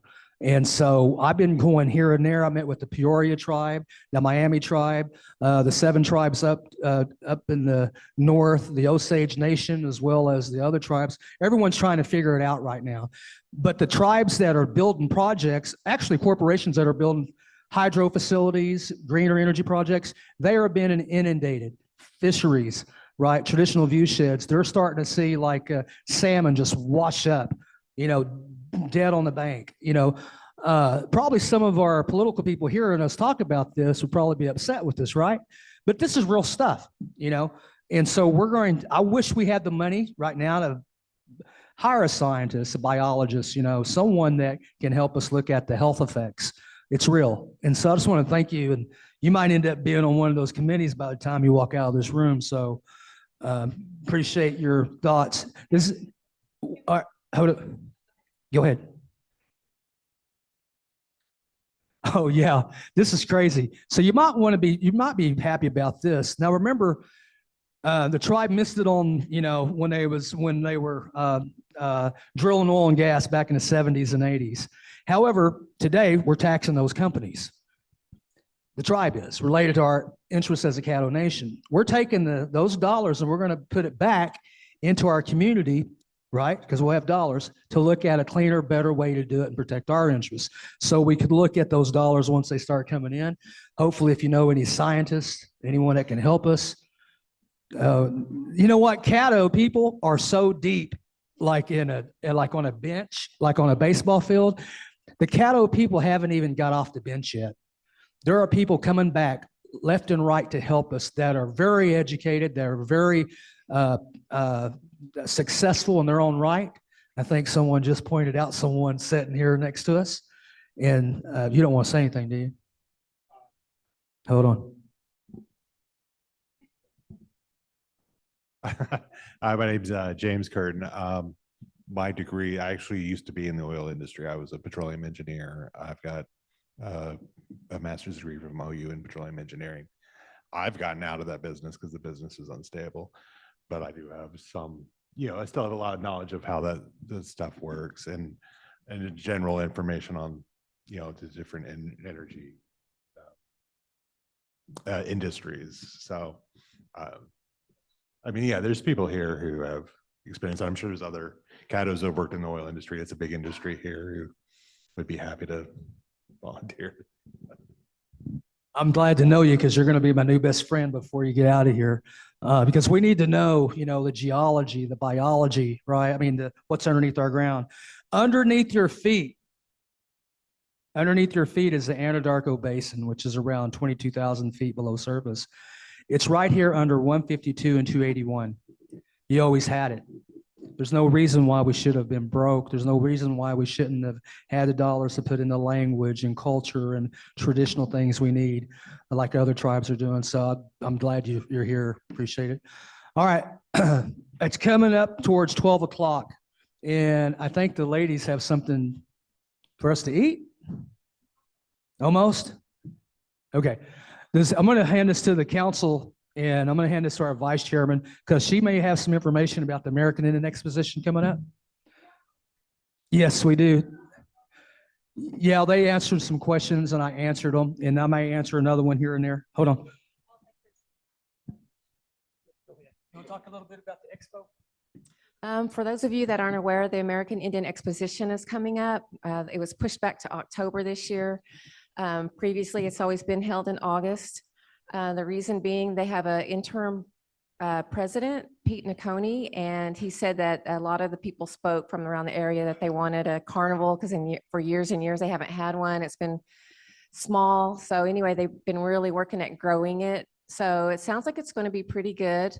It starts Wednesday. Wednesday morning is the kickoff. They're going to start by having a parade Wednesday morning at 10 a.m. And the Caddos are scheduled to be second in the lineup. I think there's 13 tribes that are going to be, maybe 13 tribes that are going to be represented in the parade, but Caddos will be second in the lineup. So that's pretty exciting. A lot of us will be involved with it. They have a lot of activities going on the rest of the day. And then they're going to have dances going on at the grandstand in the evenings, princess events, several other. Oh yeah, that's right. What day is that? Yeah, there's the beautiful baby contest is actually going to be sponsored by the Caddo Nation. That's going to be held out here. There is an agenda, and I think we have it on the website, but if not, we can make sure we get some of the agendas posted. There will be another parade on Saturday, and that'll also begin at 10 a.m. for any of you who want to go and take your families. So it sounds like it's going to be good family-oriented events. So everybody's welcome to attend.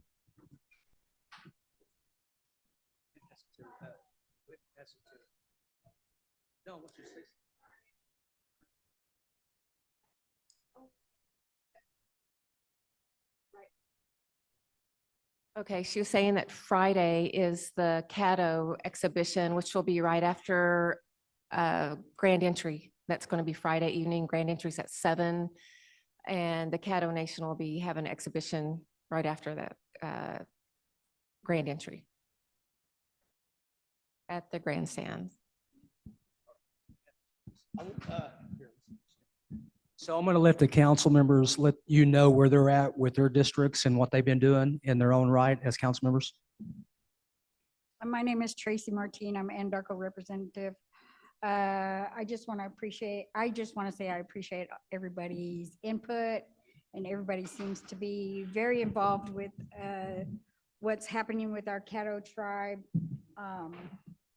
As a district representative, my Anadarko has quite a few Caddo members.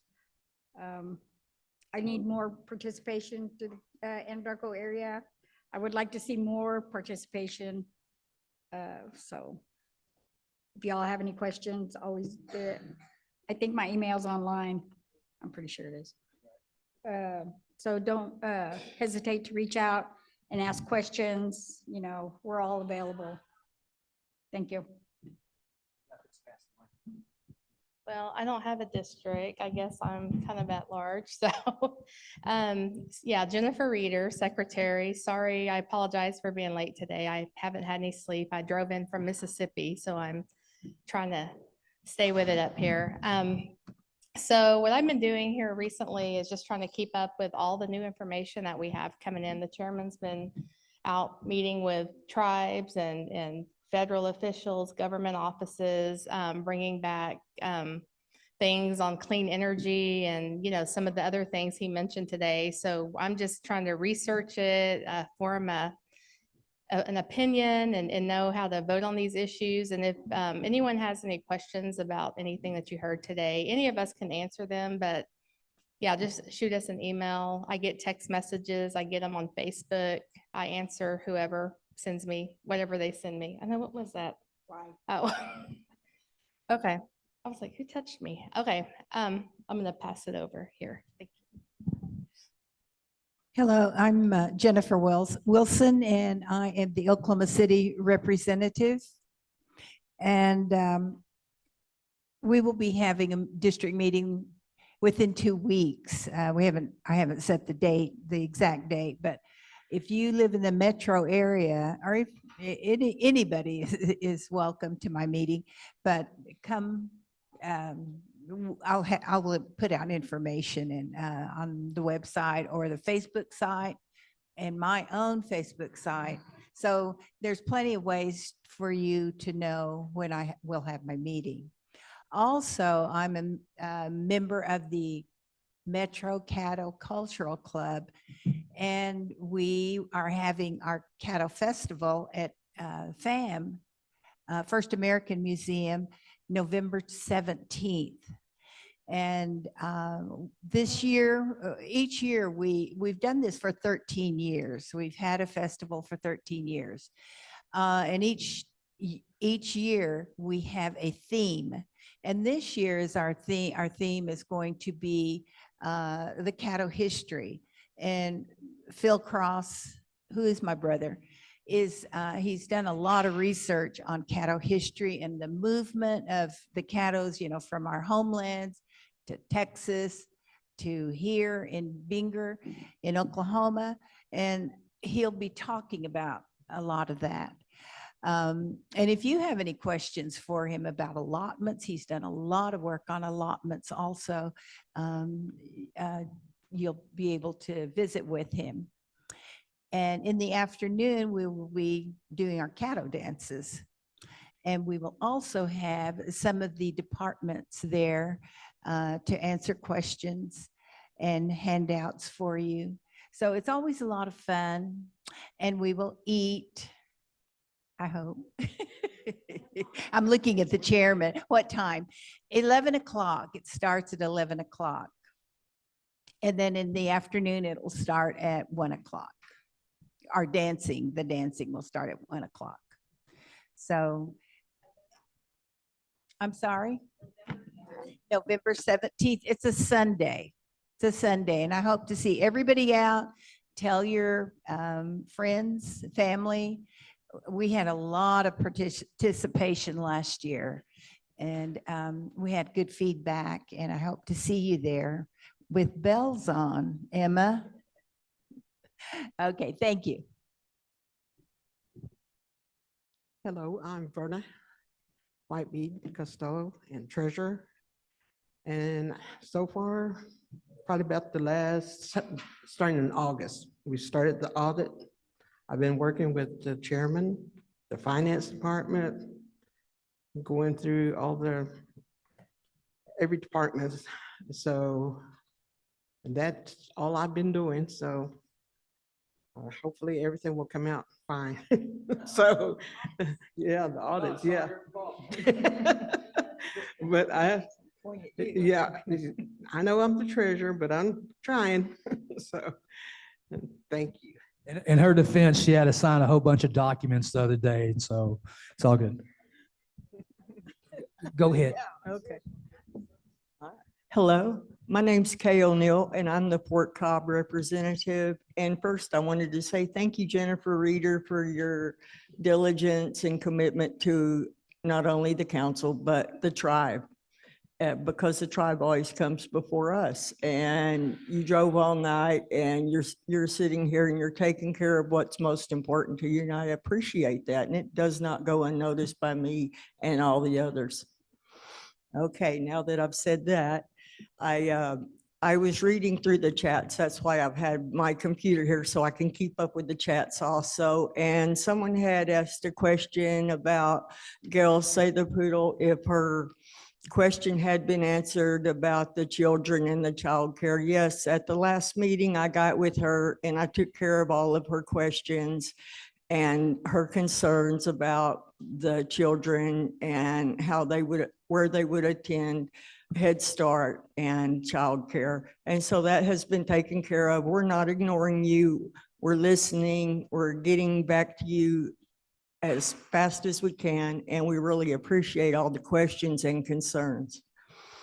And okay, what else? I have, well, Fort Cobb, we may be a small district, but we have a lot of heart. And just recently, childcare has donated over 100 books to the Fort Cobb School Elementary. They, you know, they asked what kind. I said, well, they get enough educational books. And so they went out and they hand selected a lot of Native American traditional books, teachings, and also just, you know, anime. All the kids are all about anime now, and all these, you know, just various subjects just to, for our kids. And that, you know, it's much appreciated. And we're also having a Native American student dance at the Fort Cobb School. So we're very involved in the education as well as with the Caddo Nation. We've been having our district meetings at the Fort Cobb Community Center every quarter, and all Fort Cobb residents are welcome to come, and we would love to have you there.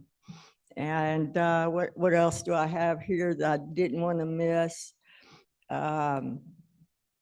Okay, recently, our former Fort Cobb representative, Maureen Owens, lost her husband.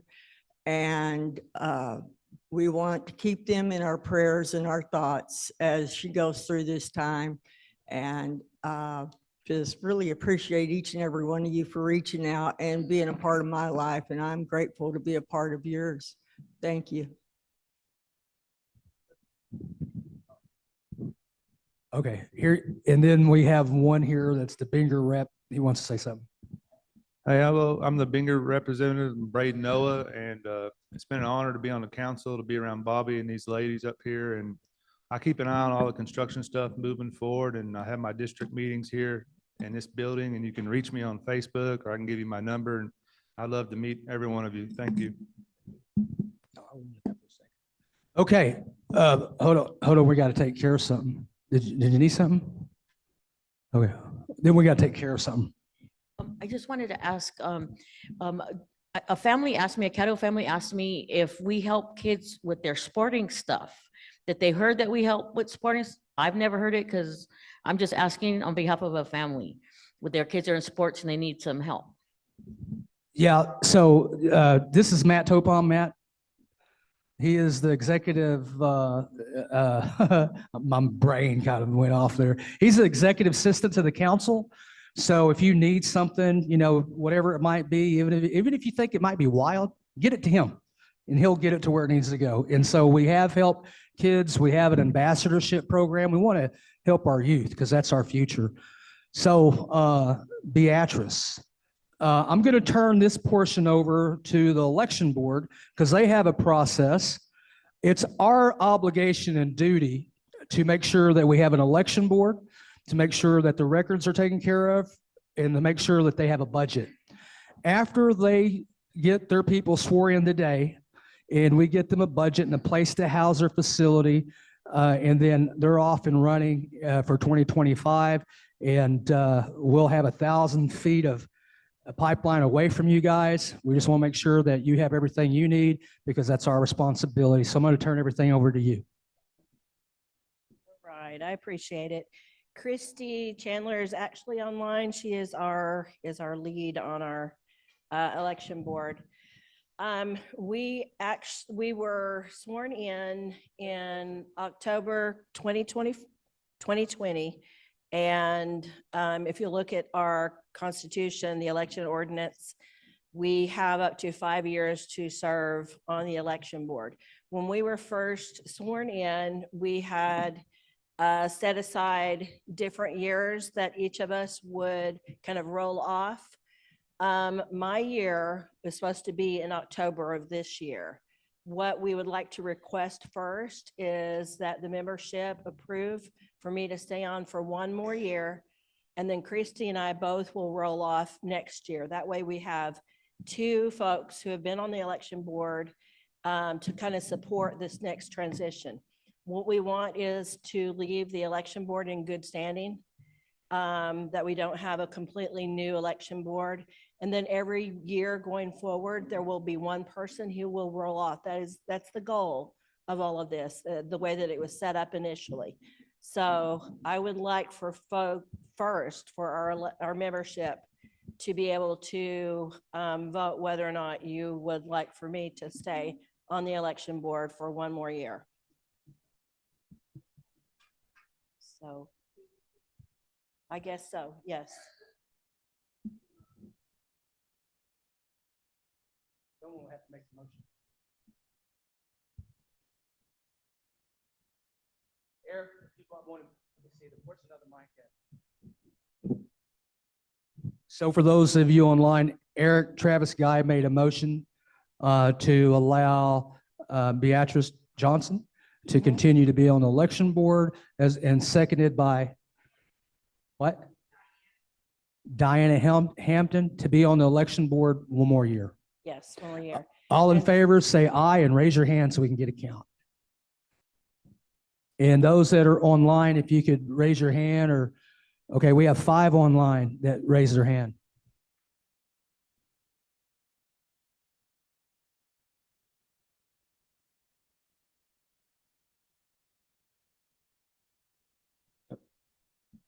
Five. You have 8. Well, do you have 8 now? 7. We have 7 that said yes.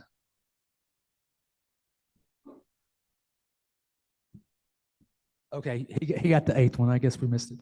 Okay, 8 online, and then you have the 18 present. So 26. So I guess the motion has been passed. And so now you're officially in for another year, so everybody can holler at you. Appreciate that. Yes. Thank you very much. And guys, I appreciate that support that you've given both me and Christy during this time. And again, we both will reach our 5-year max next year. So that's why we'll both be kind of moving on for the next crew to come in.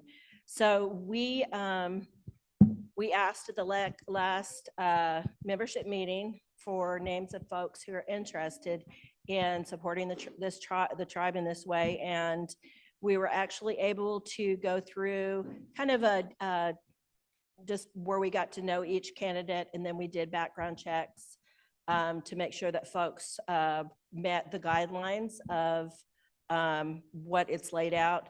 And we have 4 names to present to you guys. So I'd like for you guys to vote. And I guess what we'll do is have those that have the most number of votes will be approved by membership.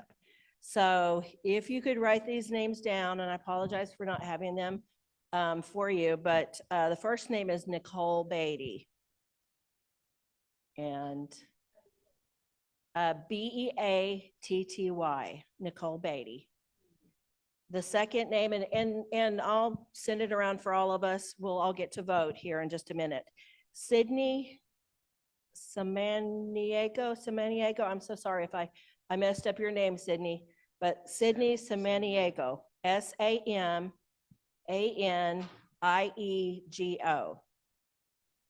And all of these folks are Caddo members, and they're registered to vote.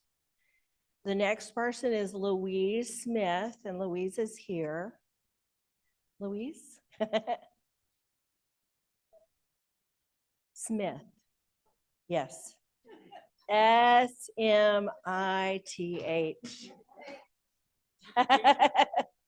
All right, and then the 4th name is Amber Bellamy, Bellamy.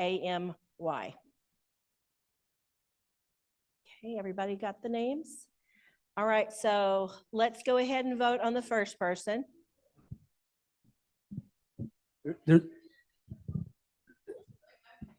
Right.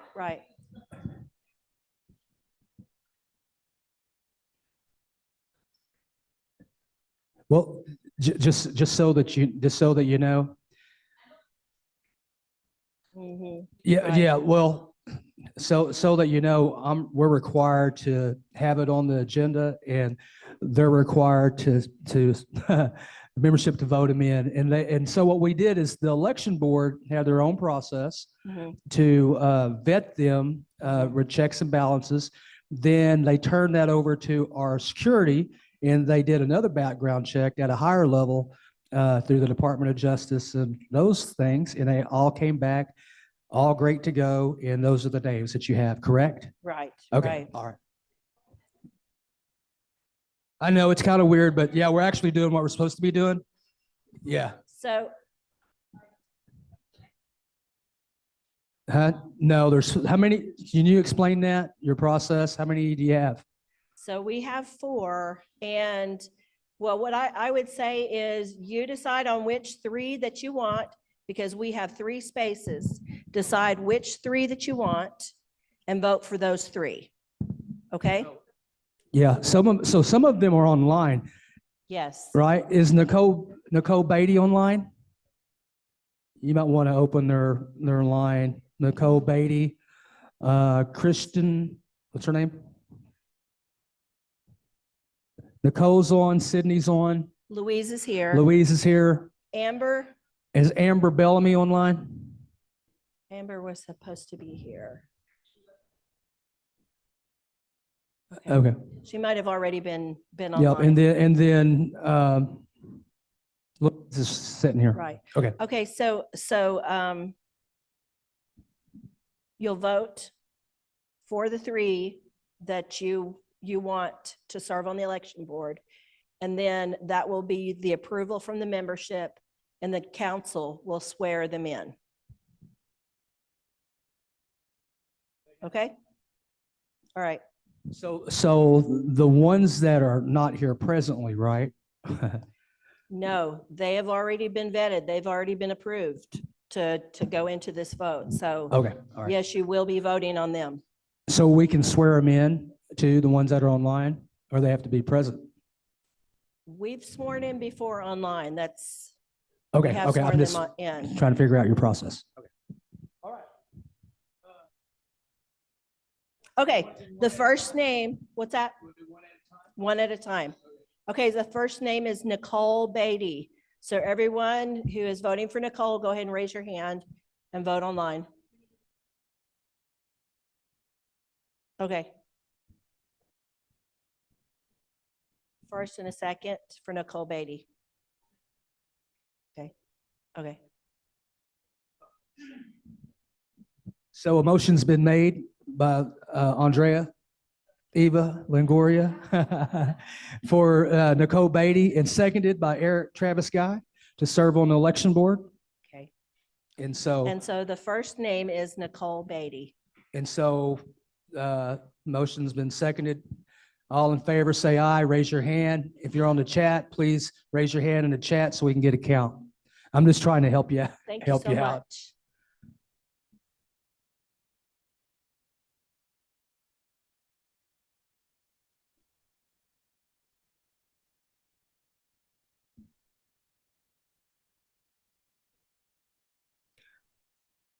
Yes, open Nicole's mic if you don't mind.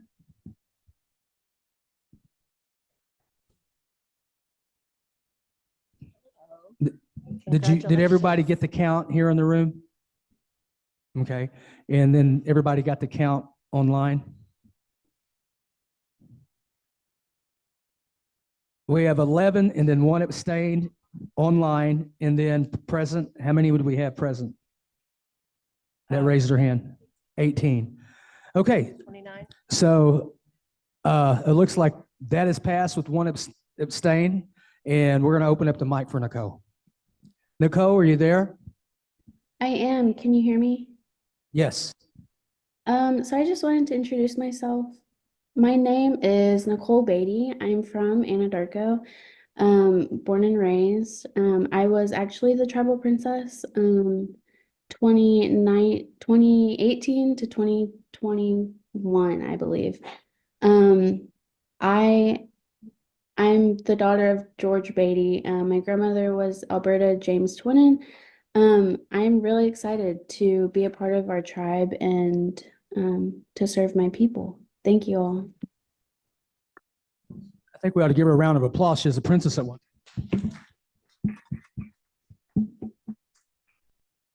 Once a princess, always a princess. Thank you for serving. Okay, next. Okay, I make a motion, or I'm calling for a motion and a second to vote for on Sydney Samaniego. Samaniego. Thank you. And she's online as well. Sydney's online. Do you want to hear from Sydney first? Yes, go ahead. Open Sydney's line up for a second. She'll might want to let everyone know who she belongs to and where she comes from. Sydney, are you there?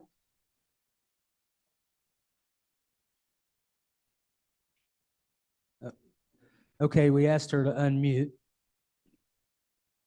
While we're working on that, do you want to do the other one while we're working on Sydney? Oh, well, yeah, you can vote. You can vote if you want to do that. It's up to you.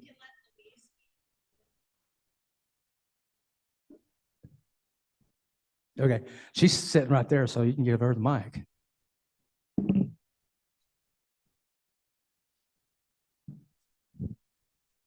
Good afternoon. My name is Louise Smith. I was born and raised here in Binger. I am an active duty National Guard soldier, been in for 24 years. I've got 3 years left till I retire. I used to be the HR director here at the Caddo Nation. I loved serving our people. My mother, I descend from Marjorie Brown Botone. And I really don't. I just graduated from OU. I appreciate the assistance from the Caddo Nation that helped with that, obtaining that degree. And I'm actually looking at furthering my education in the Indigenous law area as well. So thank you for your time and appreciate your vote.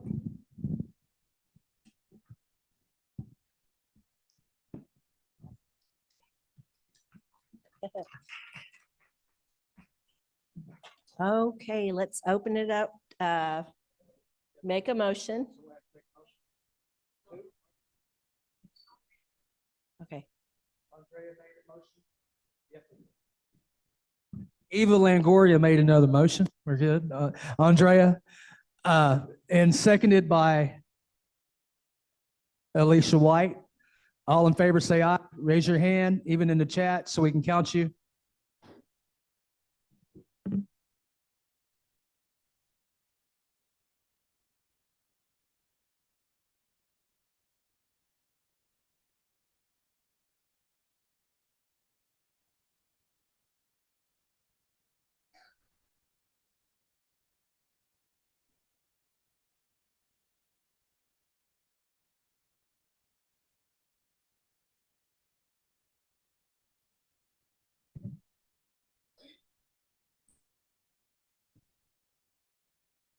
All right, we have 14 online that says yes.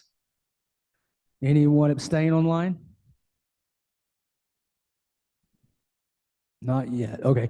And did you get everybody here? Okay. I take it that was 18 here in the room? 17? Yeah, 17 here in the room and 14 online. So motion carries. Yeah, that's this thing. Yeah, so thank you for serving. I know you're 13 online. Okay, make sure we have that right.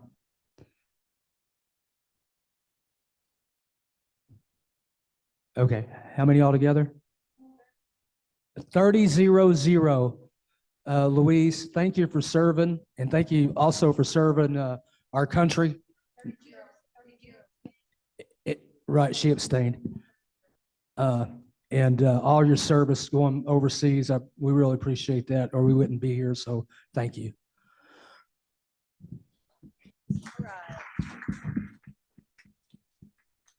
All right, do we have one more? We have two. Okay, we have Sydney to go back to. Did Sydney get her lineup? You'd actually think that I worked during, when Jerry Lewis used to have telethons. I used to watch them, so I'm kind of pretty good at this stuff, I guess. All right, so we'll go back. Sydney hadn't opened her lineup yet. You want to do one more? Yes. Okay. Well, she can't, she's online, but she hadn't. Yeah. Go. Okay. All right. So Sydney.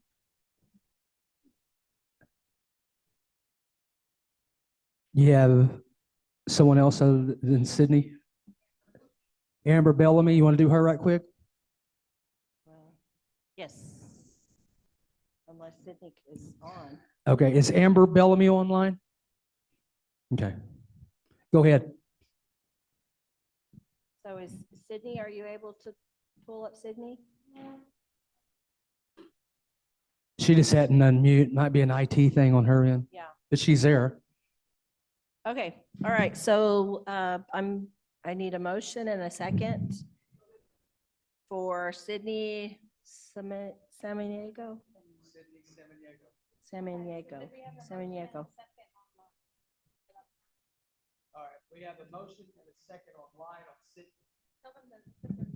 All right, we have a motion online for Sydney Samaniego and a second. Who made the motion online? Vivian Bolt. Is that with a V or a B? VOLZ? I did not move. I did not make that motion. Someone misunderstood what I said. Okay.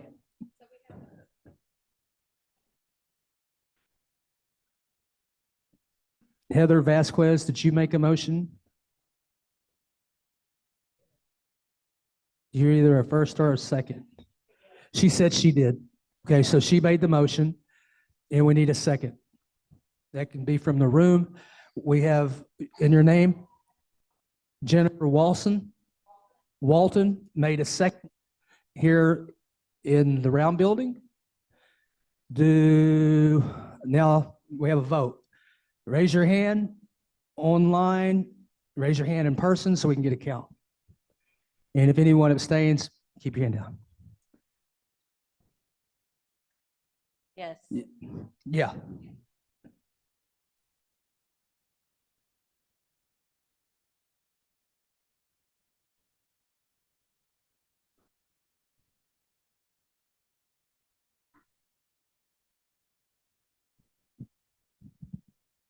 $14.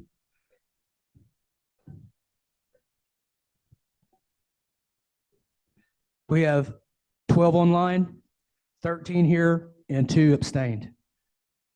2502, motion passed. And that was Sydney, right? For Sydney Samaniego. Okay. Now we have one more, right? Amber Bellamy, so I need a motions. First and second. Amber Bellamy, she's the last one. So someone will have to make a motion and there's a second. Remember, all these individuals had their background checks thoroughly.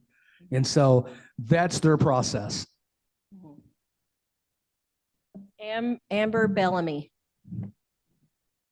And guys, our folks really did try to get here, but they didn't know about the membership meeting until this week. And so just like, you know, Christy wasn't able to be here today, it was just short notice. So that happens. We know that happens in our own lives. So just if you would just give them grace. I'm here, Christy Chandler. I'm just at the ball field. I drove all the way to Texas already. Hi, Christy. Hey, Chris. Thanks, Christy. Okay, so I need a first and a second for Amber. Motion's been made by Louise Smith for Amber Bellamy, seconded by Tamara Francis. All in favor, say aye.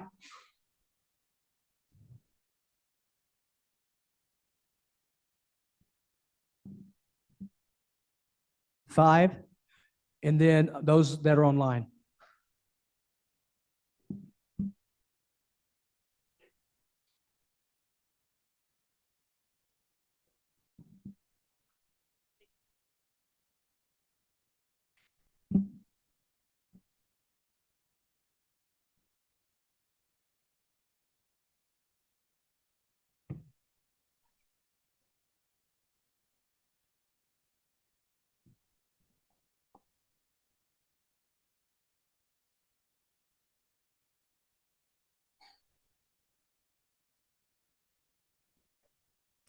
So how many yeses do we have online? 3 yeses online and 5 here. So 813. Okay, all right. So according to our votes, Nicole Beatty, Sydney Samaniego, I will learn her name, and Louise Smith will be your new election board members, new members, including me and Christy. So do you guys want to go ahead and swear them in now? If everybody's present, Sydney is not present though. We'd have to do that at another time. Yeah. They can turn on their cameras, or if they can get them on, that'd be great. If not, I mean, they're online.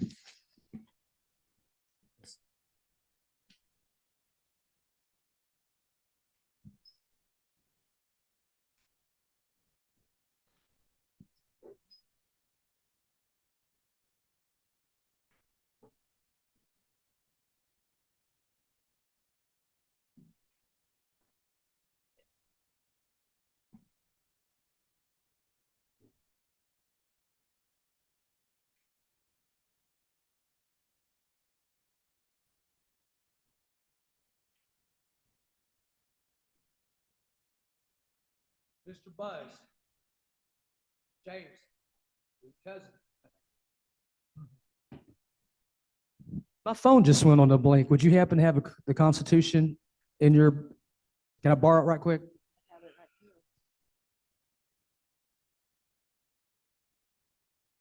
Thank you, sir. Okay. From the website. Guys, the Constitution is also online on our website. Yeah. So you can always go and check and make sure we're doing what we're supposed to be doing.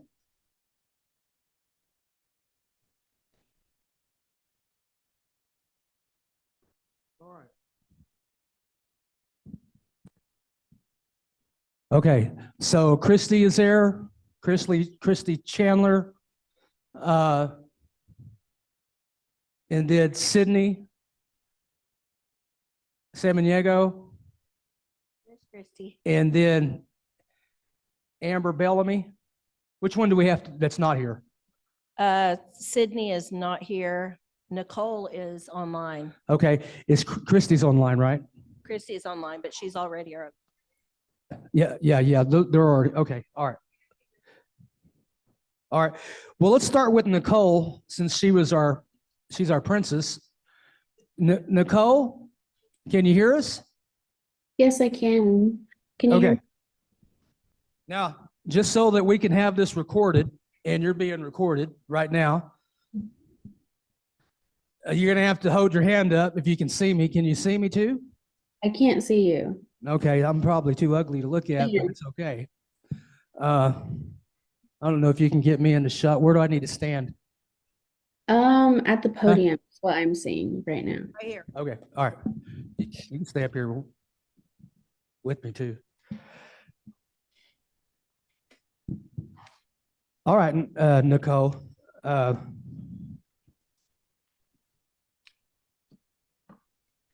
So this is the oath of office, right? And you just been elected to serve on the election board. Again, we appreciate you serving. And so you're gonna have to repeat some things, okay? And I'm gonna say, if you can hear me, and then I'm gonna say I, and then you're gonna say your full name. And then when I read, you're gonna repeat what I say. You got that?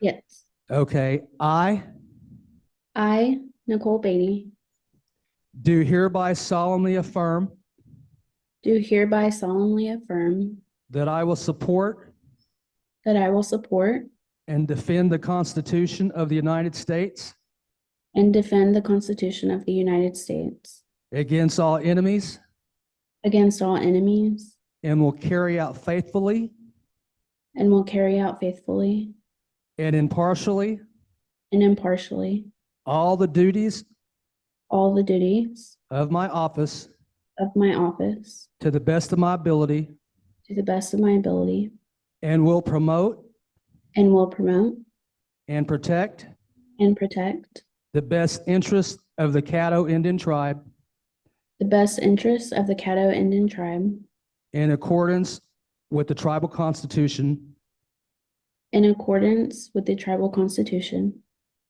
and bylaws. and bylaws. This oath was administered by me as the chairman, and the process was conducted by the election board. Congratulations, you are a new elected board member. Thank you. Thank you.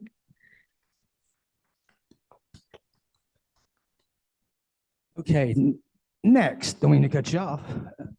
Who do we have? Louise Smith. All right, Luis. I know. You raise your right hand. I know you know the drill, and you're facing east, so we're good. All right, repeat after me in your name. I. Here, hand her the microphone. That way, everyone can hear her online too.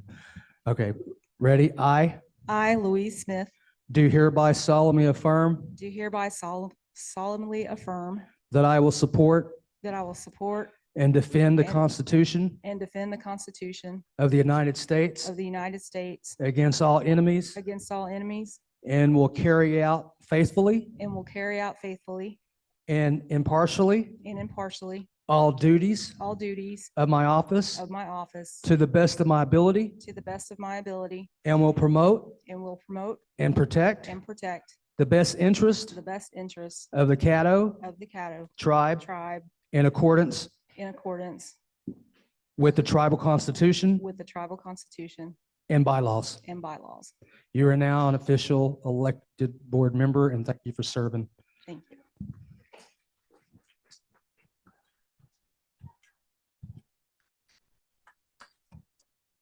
Okay, we got one more. Is that correct? Yes. Okay. Are She- you able to get Sydney on there yet? Are we able to get Sydney? If Sydney's not there, we can do her. We can always. do it later. Yeah. Okay. Okay. All right. In the greater good of food and the greater good of our time, thank you for being here. And we have some food prepared and some water.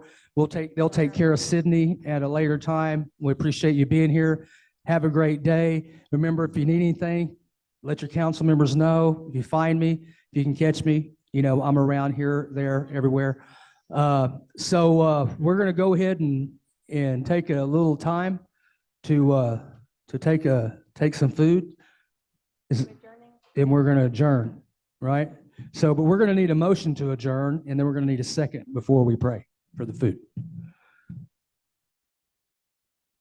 Okay, hold on for a second. This is her first motion ever. Well, this is your granddaughter? You know this is evil Longoria, right? I just so that you know. She's, yeah. Wow, Bobby. Okay, make a motion to end the meeting. What's your name? Neilani Escobar. You're gonna have to spell your Neilani first- Escobar. Spell your first name? N-A-L-A-N-I. Okay. Escobar? Yeah, Neilani Escobar. Okay. Yeah. So Nalani Escobar Yes. made a motion to adjourn. Seconded by Buzz Donald. All in favor, say aye. Those that are online. Yeah, let's count. Okay, go ahead and count. I'll do it. We have to adjourn. I didn't need that. Thank you. Nalani. All right. Nalani. Thank you. All right, so that was her first motion, and it was seconded by Buzz. What's your last name? We only have 8,000 members. McDonald. And we all raised our hands. Did you get a count? Yeah, we did. Okay. I think we got 20. What was the count? Overall, 26. 26. Mm-hmm. 2600. You are adjourned. Please continue to write, get a hold of us, watch the newspaper, watch the website, and thank you for being here. And we're just going to say a little short prayer for this water in this food. Just, I didn't include it And anyway, if y'all just bear with me just for a moment, I'll just go ahead and do that right quick. I'm gonna go over here. Time is it?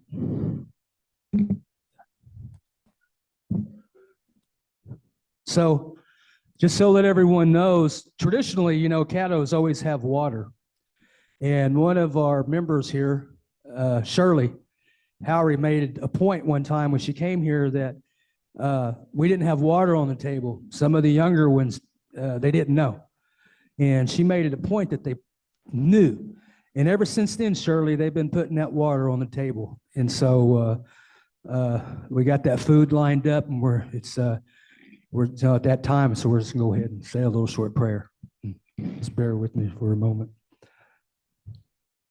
Oh yeah, hayo kakea hea bosa hayo konadas ka konadas jo konaha konaha tiro hayo dakaton kayo hana hayo kari hai me goats ya hayo ana hebo as hebo hayo kari hai me. The way that you look at us, Almighty God, hope that they coming up, all these little children and all these little girls, all the families, Almighty God, bless this water, bless the hands that prepared it, this food, the way it was made. In these days to come, Almighty God, this weather coming around, this fall meeting that we're going to have for our people and feed people at the old community house. You must bless it in a good way. Take care of us and be with us and our elders that are here, the ones that are at home, the ones that are not feeling good today, Almighty God. You can take care of them and our children again. This water and this food, that if we miss something in here in the way that we come to you, if we missed anything that's not right in our mind, our spirit, our heart, or maybe in our body where we don't have something just right, that this water and this food can catch it and take care of it, and it can heal us. Through your Son, Jesus Christ, I pray. Amen.